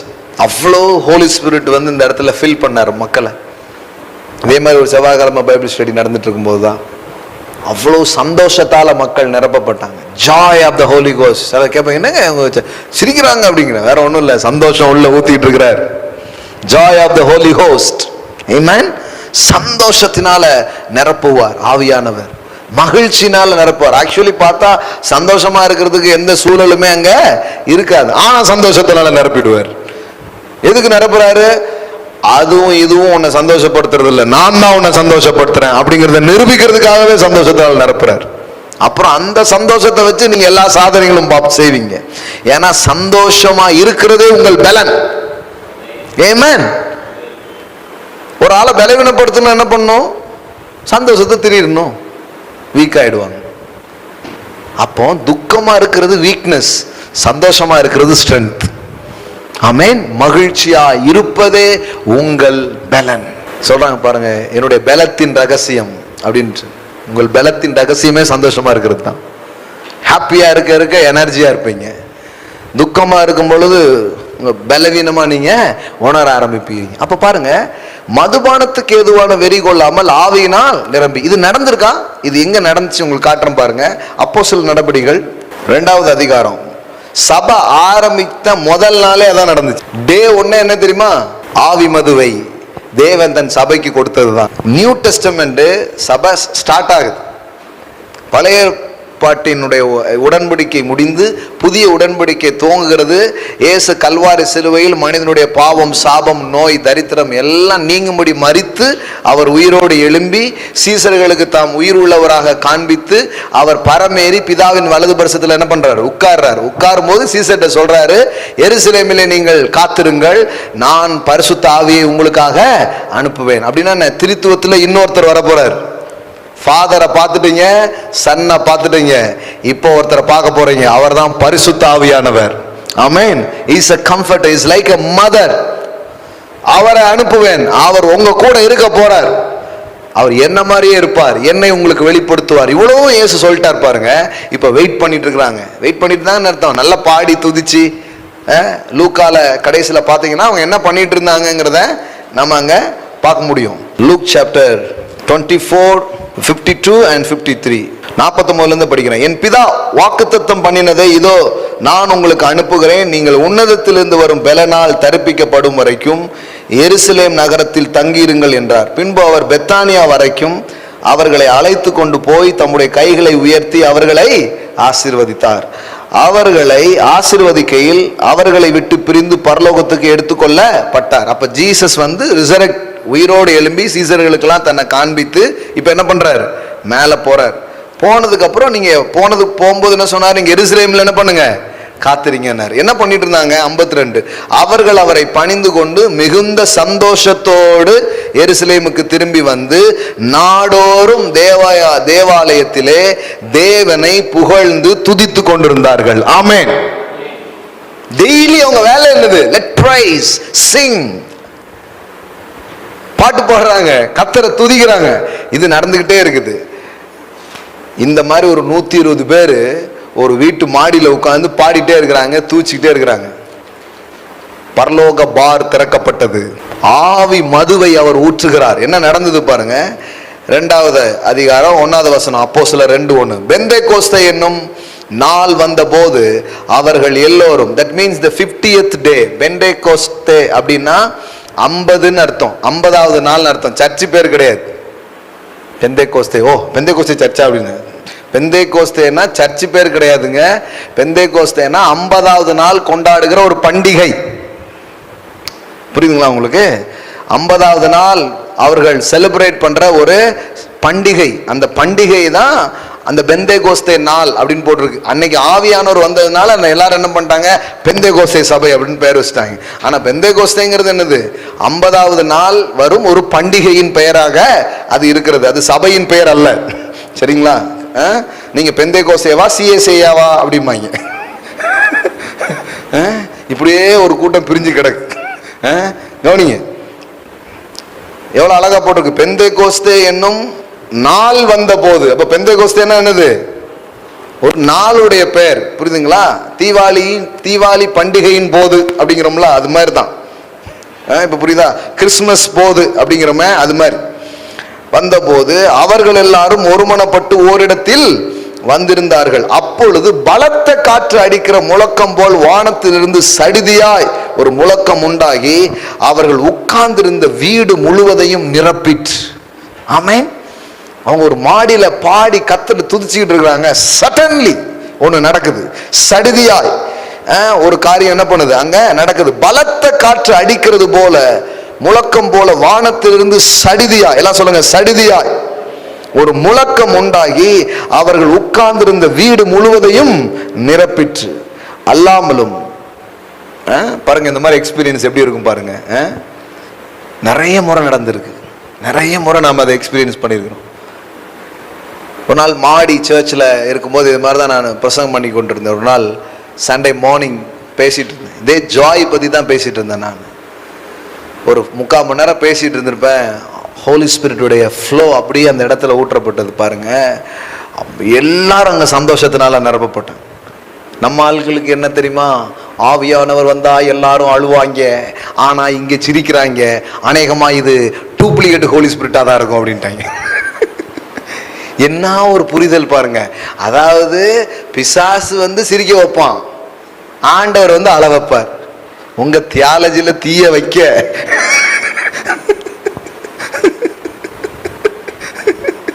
எப்படி ஒரு தியாலஜியை படிச்சு வச்சிருக்காங்க பாருங்க. ஆண்டவர் கஷ்டத்தை கொடுப்பார், பிசாசு பணத்தை தருவான். எப்படிலாம் கண்டுபிடிச்சிருக்காங்க பாருங்க. அன்னைக்கு ஒரு சர்ச்சில் சண்டே சர்வீஸ் முடிஞ்ச உடனே நம்மளை பற்றி தான் உட்காந்து பேசி இருந்திருக்காங்க. பாலசேகருக்கு பணத்தை ஒளியின் தூதன் கொடுத்து கொண்டிருக்கிறான். அதாவது பணத்தை கொடுக்கறதுலாம் யாரா? பிசாசா. இந்த வியாதி கஷ்டத்தெல்லாம் கொரோனாவை கொடுக்கறது யாரு? எங்க போயிடுச்சு பாருங்க மைண்டு புத்திலாம். அன்னைக்கு பாத்தீங்கன்னா சில பேருக்கு ரொம்ப சந்தோஷம், சிலர் படார்னு எரிஞ்சு ஓடிட்டாங்க. ஏன்னா என்னடா எல்லாரும் சிரிக்கிறாங்க அப்படின்ட்டு. ஏன்னா இவங்களுக்கு தெரிஞ்சதெல்லாம் என்னது, ஆவியானவர் அப்படியே அசைவாடினார்னு எல்லாம் கர்ச்சிப்பெல்லாம் நனைஞ்சு உடம்பெல்லாம் நனைஞ்சு அழுவாங்க. கதறி கதறி கதறி கதறி அழுதா யார் வந்திருக்கா? ஆவியானவர் வந்திருக்கிறார் பாருங்க, எல்லாரும் அழ வைத்து விட்டார். அல்லேலூயா, திருநெல்வேலியில எழுப்புதல் வந்து விட்டது அப்படின்னு இருப்பாங்க. ஆனா இங்க பார்த்தா எல்லாரும் சிரிச்சிட்டு இருக்காங்க. ஏன்னா இது நமக்கு இப்ப இது தெரியவே தெரியாது, இப்படி ஒண்ணு இருக்குன்னே தெரியாது பாருங்க. பார்ல தான் சிரிப்பாங்க, சபையில அழுவார்கள். இப்படி மாத்தி வச்சுட்டோம். அதனாலதான் நிறைய பேர் அங்க போயிட்டாங்க. என்ஜாய் பார்னு வேற போட்டு வச்சிருக்கான். ஓ, இங்க போனதான் என்ஜாய் பண்ண முடியுமோன்னு அங்க போயிட்டாங்க நிறைய பேர். ஆனா நம்ம என்னைக்கு இதெல்லாம் மாறினா, உலகத்திலே இல்லாத பேரின்பம் தேவனுடைய வீட்டிலே சபையில இருக்குன்னு என்னைக்கு தெரியுதோ அன்னைக்கு பார் எல்லாம் மூடிட்டு எல்லாரும் இங்க உட்கார ஆரம்பிப்பாங்க. ஆமென், ஹல்லேலூயா. ஆனா இங்க சபைக்குள்ள உட்கார்ந்து அவன் பார்ப்பான், ஓஹோ இங்க போய் இவ்வளவு சோகமா வர, அங்க பாருங்க எப்படி சிரிச்சுட்டே வரான். ஓ, அங்க போயிட்டு சந்தோஷமா வரான்னு அங்க போயிடுறான் நிறைய பேர். வெளியில போகும்போது சிரிச்சுட்டே போகணும். நடிப்புலாம் கிடையாது, நிஜமா நீங்க சிரிக்க முடியும். ஆமென்.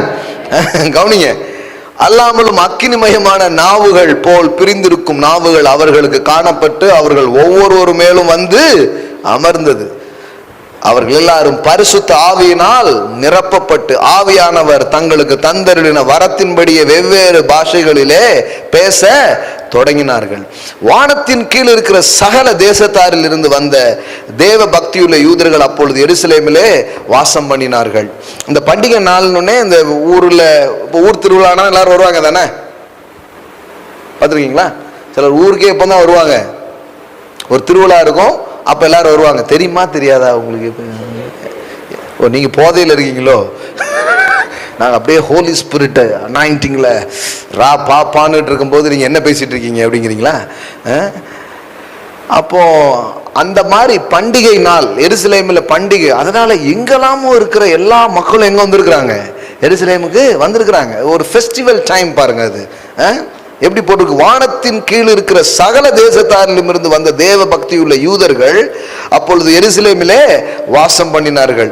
அந்த சத்தம் உண்டான போது திரளான ஜனங்கள் கூடி வந்து தங்கள் தங்கள் பாஷையிலே அவர்கள் பேசுகிறதை அவரவர் கேட்டபடினால் கலக்கம் அடைந்தார்கள். எல்லோரும் பிரமித்து ஆச்சரியப்பட்டு ஒருவர் பார்த்து, இதோ பேசுகிற இவர்கள் எல்லாம் கலிலேயர் அல்லவா? அப்படி இருக்க நம்மில் அவரவருடைய ஜென்ம பாஷைகள் இவர்கள் பேச கேட்கிறோமே, இது எப்படி? ஒரு லாஜிக்க மீறின ஒரு மேட்டர் அங்க நடந்துகிட்டு இருக்கு. ஒருத்தர் தடார்னு இந்தியில பாட்டு பாடினா எப்படி இருக்கும்? இந்தியே தெரியாத ஆளு. அது மாதிரிதான் அவனுடைய என்னடா இவங்க எப்படி இதெல்லாம் தெரியுதுன்னு ஆச்சரியமா இருக்கு. அப்ப ஹோலி ஸ்பிரிட் வரும்பொழுது புத்திக்கு அப்பாற்பட்ட காரியங்கள் நடக்கிறது பாருங்க. ஆமென். இது எல்லாமே நம்ம இந்த ஆவியானவர், இந்த வரங்கள், இப்படிப்பட்ட அதிசயங்கள் எல்லாம் நம்பாததுனாலதான் பாரம்பரிய சபைன்ட்டாங்க. இதை நம்புறதுனால பெந்தைகோஸ்தே சபைன்னு என்ன பண்ணிட்டாங்க, ஆகிட்டாங்க. அப்புறம் இப்ப பெந்தைகோஸ்தே சபை வேற லெவல்ல இருக்குன்னு வச்சுக்கோங்களேன். அது ஒரு பாரம்பரிய சபையாகி போச்சுப்போம். பாரம்பரியத்தை திட்டி இப்ப இவங்க ஒரு பாரம்பரியமா போயிட்டாங்க. ஆமா, அதனாலதான் நம்ம எந்த வகையாராவும் கிடையாது. ஏமேன். இப்ப கவனிங்க. அப்போ அங்க பாத்தீங்கன்னா அவனுக்கே ஆச்சரியமா இருக்கு. 9வது வசனம், பார்த்தரும் மேதரும் ஏலாமித்தரும். பாருங்க, பேர் வாசிக்கிறதே கஷ்டமா இருக்கு. நாம எப்படி பேசிருப்பாங்க பாருங்க. நிச்சயமா ஆவியானவர் தான் பேச முடியும். என்ன போட்டுக்கு? மெசபோத்தோமியா, யூதேயா, கப்பதோக்கியா, பொந்து, ஆசியா, பிரிகியா, பம்பிலியா, எகிப்து என்னும் தேசத்தார்களும் சிரேனா பட்டணத்தை சுற்றி இருக்கிற லீபியாவின் திசைகளில் குடியிருக்கிறவர்களும் இங்கே சஞ்சரிக்கிற ரோமாபுரியாரும் யூதரும் யூத மார்க்கத்தை அமைந்தவரும் கிரேத்தரும் அரபியரும் ஆகிய நாம் நம்முடைய பாஷைகளை இவர்கள் தேவனுடைய மகத்துவங்களை பேச கேட்கிறோமே என்றார்கள். ஆச்சரியமான ஒரு மேட்டர் நடக்கு. எல்லோரும் பிரமித்து சந்தேகப்பட்டு இது என்னமாய் முடியுமோ என்று ஒருவர் சொல்லிக் கொண்டார்கள். மற்றவர்களோ, கவனிங்க, பாயிண்ட் வந்துருச்சு பாருங்க. மற்றவர்களோ, இது ஒன்றும் இல்லை, இவங்க எல்லாம் குடிகார பையங்க அவனும் பேசிட்டு இருக்காங்க. மற்றவர்களோ இவர்கள் மதுபானத்தினால் என்ன பண்றாங்க, நிறைந்திருக்கிறார்கள் என்று பரியாசம் பண்ணி. அவங்களுக்கு என்ன ஒரு லாஜிக்னா, ஒரு லாஜிக் இருக்கு. இந்த மாதிரிலாம் இருந்ததுன்னா மேல் வீட்டில் 120 பேர் மொத்தமா போட்டிருக்காங்க மாப்பிள்ள. எந்த சரக்குன்னு தான் தெரியல, ஆனா 120 போட்டிருக்காங்க. பார்த்தா அவன் பேசுறத பார்த்தா அப்படிதான் தெரியுது. அதாவது இவங்க இந்த ஜாய் ஆஃப் த ஹோலி ஸ்பிரிட்ல நிரம்பி இருக்கிறத பார்த்தா ஒரு அதுக்கு வேற எக்ஸாம்பிள் இல்லை இல்லையா இந்த உலகத்துல. ஒன்றை நீங்க சொல்லும் போது ஏற்கனவே பார்த்த விஷயத்தின் மூலமா தான் நீங்க விளக்கணும். பார்த்தா குடிச்சிட்டு நிக்கிற மாதிரிலாம் இருக்குது, அப்படிங்கிற மாதிரி தான் இருக்குது. நான் தான் சொல்றேன், ஆவியில நிறைந்திருக்கும் போது நீங்க பேரின்பத்துல நிரம்பி இருப்பீங்க. ஆமென். அங்க பாருங்க, பண்ணினார்கள். அப்பொழுது பேதுரு 11 கூட நின்று அவர்களை நோக்கி உரத்த சத்தமாய், யூதர்களே, எருசலேமில் வாசம் பண்ணுகிற ஜனங்களே, நீங்கள் எல்லாரும் அறிந்து கொள்வீர்களாக, என் வார்த்தைக்கு செவி கொடுங்கள். நீங்க நினைக்கிறபடி இவர்கள் வெறி கொண்டவர்கள் அல்ல. பொழுது விடிந்து 3ஆம் மணி வேளையாய் இருக்கிறது. அப்படின்னா என்ன அர்த்தம்? மணி 10 மணிக்கெல்லாம் டாஸ்மார்க் அடைச்சிருவாங்க. ஆனா இது பாருங்க, வேற ஒரு டைம்ல நடந்துகிட்டு இருக்கு. வாங்கி வச்சு குடிச்சதா கூட நீங்க நினைச்சுக்காதீங்க. இது அந்த மாதிரி ஒரு விஷயமே கிடையாது அப்படின்னு எக்ஸ்பிளைன் பண்றார். தீர்க்கதரிசியாகிய யோவேலினால் உரைக்கப்பட்டபடியே இது நடந்தேறுகிறது அப்படிங்கிறார். இப்ப நல்லா கவனிங்க, மதுபானத்துக்கு ஏதுவான வெறி கொள்ளாமல் ஆவியினால் நிரம்பி, இந்த எக்ஸ்பீரியன்ஸ் தான் சபையினுடைய ஃபர்ஸ்ட் எக்ஸ்பீரியன்ஸ். சபையினுடைய முதல் அனுபவமே என்ன? சிற்றின்பத்திலே மூழ்கி கிடந்திருக்கிற தேவன் சபை தேவன் தனது பரிசுத்த ஆவியினால் உண்டாகும் பேரின்ப மதுவினால் நிரப்புகிறார். ஆமென். The joy of the Holy Ghost. பக்கத்துல பார்த்து சொல்லுங்க, joy of the Holy Ghost. ஆமென். ஆவி மதுவை கொடுக்கிறார், பேரின்பத்தை அவர் கொடுக்கிறார். அதனால எல்லாரும் நிரம்புறாங்க. பாருங்க, இது ஒன் டைம் நடந்த ஒரு விஷயம் அப்படி கிடையாது. நீங்க அப்போஸ்தலர் நடவடிக்கைகள் ஃபுல்லா அப்படி பார்த்துட்டே வந்தீங்கன்னா அவங்களுடைய அனுபவங்களில் இது தொடர்ந்து என்ன பண்ணிக்கிட்டே இருக்குது, இருந்துகிட்டே இருக்குது. பாருங்க, ஒரே ஒரு ஸ்கிரிப்சர் காட்டுறேன். அப்போஸ்தலர் 13 எடுத்தீங்களா, 50ல இருந்து வாசிக்கிறேன். யூதர்கள் பக்தியும் கனமுள்ள ஸ்ரீகளையும் பட்டணத்து முதலாளிகளையும் எடுத்துவிட்டு பவுலையும் பர்னபாவையும் துன்பப்படுத்தும்படி செய்து, நல்ல கவனிங்க, துன்பப்படுத்தும்படி செய்து தங்கள் எல்லைகளுக்கு புறம்பாக அவர்களை துரத்தி விட்டார்கள். துன்பப்படுத்தி துரத்தி விட்டார்கள். என்ன பண்ணணும்? உட்கார்ந்து ஒரு மூலையில துன்பப்படுத்தி துரத்திட்டாங்களேன்னு அழணும் தானே. ஆனா என்ன பண்றாங்க? இவர்கள் தங்கள் கால்களில் படிந்த தூசியை அவர்களுக்கு எதிராக உதறி போட்டு இக்கோனியா பட்டணத்துக்கு போனார்கள். சீசர்கள் சந்தோஷத்தினாலும் பரிசுத்த ஆவியினாலும் நிரப்பப்பட்டார்கள். ஆமென். எல்லாம் சொல்லுங்க, சந்தோஷத்தாலும் பரிசுத்த ஆவியினாலும் நிரப்பப்பட்டார்கள். என்னங்க கடந்து சிரிக்கிறாங்க? வேற ஒண்ணும் இல்லைங்க, சந்தோஷத்தினாலும் பரிசுத்த ஆவியினாலும் நிரப்பப்பட்டார்கள். ஆமென். இந்த சபை மேல அந்த அனாயிண்டிங் இருக்கு. இங்க இருக்கிற பிள்ளைங்க அதை எக்ஸ்பீரியன்ஸ் பண்ண முடியும். ஆமென். அதனாலதான் இதை ஊத்துனார் இந்த சபை மேல. ஒரு ஞாயிறு ஆராதனையிலும் மற்ற நேரங்களிலும் பாருங்க, மக்கள் பேரின்பத்தினால் நிரப்பப்படுகிறார்கள், சந்தோஷத்தினால் நிரப்பப்படுகிறார்கள், மகிழ்ச்சினால நிரப்பப்படுகிறார்கள். ஏன்? தேவன் இன்னைக்கும் அதை செய்து கொண்டே இருக்கிறார். ஆமென். ஒருத்தங்க பாருங்க, வியாதி, அதுக்கு மருத்துவ ரீதியா எந்த இதுவுமே கிடையாது. ஆனா இதே போல அமர்ந்து வார்த்தையை கேட்டுக்கொண்டிருந்த போது ஆவியானவர் நிரப்பின அந்த சந்தோஷத்தை அவர்கள் பெற்ற அந்த நாள் அவங்க வாழ்க்கையில வியாதிகள் மறைந்த நாளாக இருக்கிறது. ஆமென். ஏன்னா மன மகிழ்ச்சி நல்ல மருந்து, நல்ல ஔஷதம். ஆமென். தேவன் சந்தோஷத்தை ஊத்துறாருன்னு அர்த்தம், ஆரோக்கியத்தையும் ஊத்துறாருன்னு அர்த்தம். ஆமென். அப்ப இன்பத்தை அளிக்கிறார். எல்லாம் சொல்லுங்க, இன்பத்தை அளிக்கிறார். அப்போ மதுபானத்துக்கு ஏதுவான வெறி கொள்ளாமல் என்ன பண்ணுங்க? ஆவியினால் நிரம்பி. எல்லாம் சொல்லுங்க, ஆவியினால் நிரம்பி. ஆமென். ஒவ்வொரு நாளும் சிற்றின்பத்தை மேற்கொள்வதற்கு ஒரே வழி, திருப்தி உள்ளவன் தேன் கூட்டையும் மிதிப்பான். உங்க மனசு அவ்வளவு சந்தோஷத்துல நிரம்பிடுச்சுன்னா தேனே இருந்தா கூட மிதிச்சிட்டு போயிட்டே இருப்பீங்க. ஆமென்.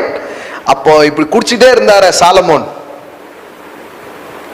என்னானாரு? வாழ்க்கையில் ஏதாவது கண்டுபிடிச்சாரா அப்படின்னா பாருங்க, உன்னத பாட்டு அதை மட்டும் வாசித்துட்டு ஜெபம் பண்ணலாம். இந்த மதுல இருந்து இந்த மதுவுக்கு எப்படி மாறினார் அப்படின்னு பாருங்க. திராட்சை ரசத்திலும் 1, 2 பாருங்க. சாலமோன் பாடின உன்னத பாட்டு. அவர் தமது வாயின் முத்தங்களால் என்னை முத்தமிடுவாராக. நிறைய முத்தம்லாம் பார்த்துட்டேன். எவ்வளோ முத்தத்தை அவன் வாங்கியிருப்பான், ஒண்ணுமே எனக்கு இல்லை. ஆனா அவர் வாயிலிருந்து வந்த ஒரு முத்தம் மொத்தமுமா இருந்தது. ஆமென். இப்போ டிவைன் ரொமான்ஸ்குள்ள அவன் போயிட்டான். உங்களுக்கு புரியுதுங்களா? இது வரைக்கும் சாராயத்துல பார்த்துட்டு இருந்தான், இப்ப சர்வ வல்லவர்கிட்ட பார்த்துட்டு இருக்கான். இது வரைக்கும் இந்த இந்த இந்த மதுபானங்கள்னால வர சந்தோஷத்தை பார்த்துட்டு இருந்தான். இப்போ இன்னொரு டிவைன் ரொமான்ஸ்குள்ள போறான். உன்னத பாட்டு ஒரு நாள் நான் பேசியிருக்கிறேன் ஏற்கனவே கொஞ்சம், ஆனா திருப்பியும் நான் பேசுவேன். உன்னத பாட்டு நிறைய பேர் பிரசங்கமே பண்ண மாட்டாங்க. ஏன் தெரியுமா? அது காதல் போதை, அதனால எல்லாம் பேச மாட்டாங்க. இன்னும் கெட்ட வார்த்தை சபையில அப்படின்றாங்க. ஆனா it is a divine romance. இது கடவுளுக்கும் மனிதனுக்கும் ஏற்படுகிற தெய்வீக காதலாக இருக்கிறது. அதுதான் தீர்வு. பாருங்க, அங்க என்ன சொல்றாரு பாருங்க, உமது நேசம் திராட்சை ரசத்தை பார்க்கிலும் இன்பமானது. ஆமென். உமது நேசம் திராட்சை ரசத்தை பார்க்கிலும் இன்பமானது. அப்படின்னா என்ன அர்த்தம்? நிறைய பாட்டிலா குடிச்சேன், ஆனா உங்க நேசம் வந்துச்சு பாருங்க, நான் குடிச்ச சரக்கெல்லாம் விட இது இன்பமானது அப்படின்ட்டாரு. ஆமென், ஆமென். எழுந்து நிற்போம். Thank you Jesus. பாருங்க, அப்போ சிற்றின்பத்தில் வாழ்ந்த ஒரு மனிதன் பேரின்பத்தை ருசி பார்க்க ஆரம்பிக்கிறான். ஆமென். இன்னைக்கு நீங்க உங்களை கடவுள் குற்றப்படுத்த விரும்பல, நீங்க அவர்கிட்ட மனசு திறந்து நீங்க வரலாம். ஆண்டவரே, என் வாழ்க்கையை கூட எத்தனையோ சிற்றின்பங்கள் ஆக்கிரமித்து இருக்கு, ஏன்னா என் மனசு வெறுமையா இருக்கு, எனக்கு வழி தெரியல, எனக்கு உதவி செய்யுங்கன்னு கேளுங்க. ஆவியானவர் உங்களுக்கு உதவி செய்ய ஆரம்பிப்பார். ஆமென். அவர் வந்தது உங்களை குற்றப்படுத்த அல்ல, உங்களை குணமாக்குவதற்காக. ஆமென். உங்களை குற்றப்படுத்துவதற்காக அவர் வரவில்லை, உங்களை குணமாக்குவதற்காக அவர் வந்திருக்கிறார். அப்போ சாலமோன் கண்டுபிடிச்சிட்டான், திராட்சை ரசத்தை பார்க்கிலும் டாஸ்மார்க்கை பார்க்கிலும் உம்முடைய நேசம் இன்பமானது. ஆமென். அப்ப நிறைய பேர் நினைக்கிறாங்க, எல்லாத்தையும் விட்டு விட்ட என்றால் துன்பத்தோடு நீ கடவுளிடம் வாழ வேண்டும் அப்படின்னா, கடவுளிடம் வருவது என்பது பேரின்பத்தினிடம் வருகிறதா இருக்கிறது. அது இது என்னமோ துன்பத்தை சில என்ன நினைக்கிறாங்கன்னா, உலகத்துல நல்ல ஜாலியா சிரிச்சுக்கிட்டு இருக்கலாம், என்னைக்கு ரட்சிக்கப்பட்டோமோ அன்னைக்கு திருப்பி போயிடும், இப்படி ஆக்கிட்டாங்க. இவ்வளவு தப்பான ஒரு இது பாருங்க. சிலர் ஒரு மாதிரி சோகமா இருப்பாங்க, ஏன் அவர் ரட்சிக்கப்பட்டு விட்டார். இவங்க இன்னும் ரொம்ப சோகமா இருக்காங்க, இவங்க ரட்சிக்கவும் பட்டு அபிஷேகமும் பெற்றுட்டாங்க. ஆடா பாவி, அதான் சொல்லுதுல உங்க தியாலஜில வேற எப்படி சொல்லன்னு தெரியல, கடுப்பேத்துறார் மயிலாட. எப்படிலாம் ஆயிடுச்சு பாருங்க. கடவுள்கிட்ட போக போக ஆள் மூஞ்சி சுருங்கிறதா. எந்த கடவுள்கிட்ட போறாங்கன்னு எனக்கு தெரியுமாயிட்டு. உன் கடவுள் யாருன்னு எனக்கு தெரியலையே. இவரிடத்துல போக போக பேரின்பம், இவர் தருகிற பேரின்பம் உங்க வாழ்க்கையை நிரப்ப ஆரம்பிக்கும். திராட்சை ரசத்திலும் உம்முடைய நேசம் இன்பமானது. ஆமென். சிற்றின்பத்தை பார்க்கிலும் உம்முடைய பேரின்பம் இன்பமானது. நிறைவானது வரும் பொழுது குறைவானது ஒளிந்து போகும். ஆமென். நிறைவானது வரும் பொழுது குறைவானது ஒளிந்து போகும்னு என்ன அர்த்தம்? பேரின்பம் வரும் பொழுது சிற்றின்பங்கள் காணாம போயிடும். நம்ம எப்ப பார்த்தாலும் சபையில ஒரே அதை பண்ணியா இதை பண்ணியா அப்படியே பேசிட்டே இருக்குது.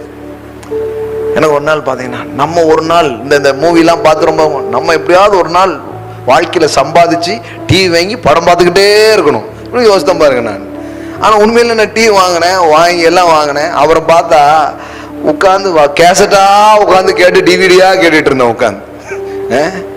ஏன்னா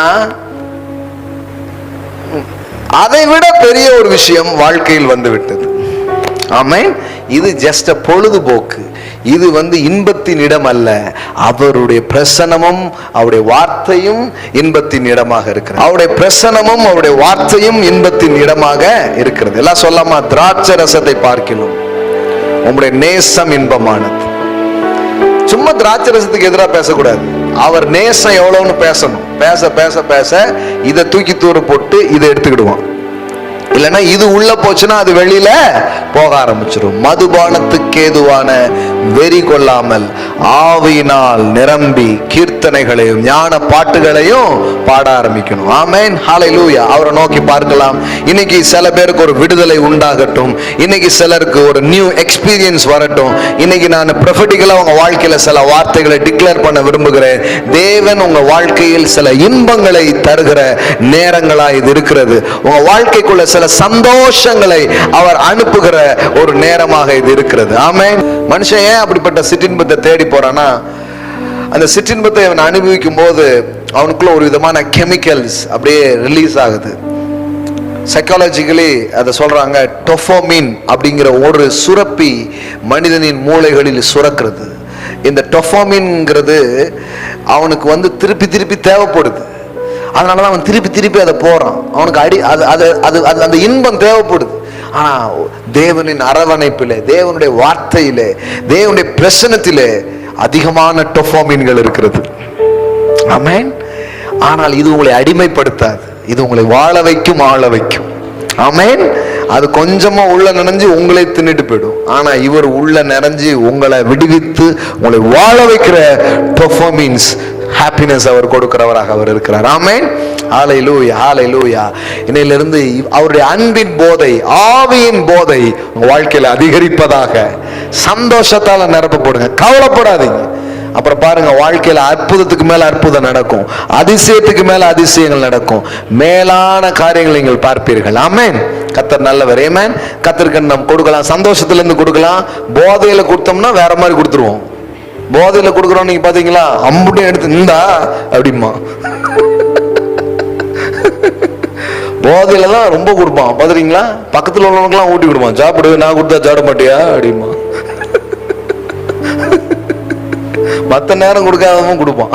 அப்படின்னா என்ன அர்த்தம்னா, நம்மளை தாண்டி போற ஒரு மேட்டர் அப்ப நடக்குது. ஆமென், ஆமென். நல்ல விதமாய் தேவ ஆவியானவர் வரும் பொழுது இது ஜீவனுக்கு ஏதுவான மதுவாக அது இருக்கிறது. ஆமென்.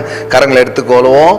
ஆன்லைன்ல பாக்குற பிள்ளைங்க, இந்த வார்த்தைகளை உங்களை ஆசீர்வச்சிருக்குன்னா இதை கனம் பண்ணும்படி நீங்கள் கொடுக்கலாம். ஒரு போதனை கேட்கிறோம் என்றால் அதை கனம் பண்ணுவதின் அடையாளமே கொடுப்பதாக தான் இருக்கிறது. ரொம்ப சூப்பர் அப்படிங்கிறது கிடையாது. So giving is a real honoring to the word of God. So if you want honor, you can give. Okay. So Google Pay மூலமாகவோ அக்கௌண்ட் மூலமாகவோ நீங்கள் என்ன பண்ணலாம், கொடுக்கலாம். தேவன் நல்லவராக இருக்கிறார், உங்களை நேசிக்கிறார். எத்தனையோ விதங்களில் கொடுக்குற மாதிரி, போதையில் கொடுக்குற மாதிரி கொடுப்பீங்க. இனி வரும் நாளெல்லாம் உங்களுடைய கிவிங்கில் என்னன்னு தெரிலங்க, தைத்தெல்லாம் தாண்டி எங்கேயோ போயிட்டு இருக்குதுங்க அப்படிங்கிற மாதிரி நீங்கள் கொடுக்க பாருங்க நீங்க. ஆமென். அறுவடையும் அந்த மாதிரி தான் இருக்க ஆரம்பிக்கும். ஆமென். கர்த்தர் நல்லவர். அதனாலதான் சில நேரம் ரொம்ப போதை ஆயிடுச்சுன்னா கையில கடலாம் கழட்டி போட்டு போயிருக்கிறேன் நான் எத்தனையோ முறை. ஆமா, அதெல்லாம் சும்மா நடக்காது.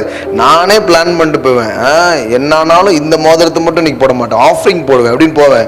போதை அதிகமான உடனே மோதிரத்தை கழட்டி போட்டு வந்துடுவேன். வீட்டில் கேட்பாங்க, தண்ணி அடிச்ச வீட்டில் கேட்ட மாதிரியே தான் இருக்கும். இதுவும் என்ன எங்க காணாம போயிடுச்சு, எல்லாம் அந்த கூட்டத்தில் போட்டு வந்துட்டேன் அப்படின்ட்டு. அப்புறம் அவர் அன்பு போதையில நமக்கு போடுன்னு போடுவார், அது வேற. ஆமே, காலியா இருக்கவே விட மாட்டார், நம்மளை நிரப்புவார். எத்தனை பேர் புரியுது இன்னைக்கு பேசுனது? ஒரு வசனம் தான், ஆனா எவ்வளவு ஆழமான காரியங்களை வேதத்திலிருந்து நம்மால் பார்க்க முடியுது பாருங்க. ஆமென். சோ நீங்கள் பாக்கியம்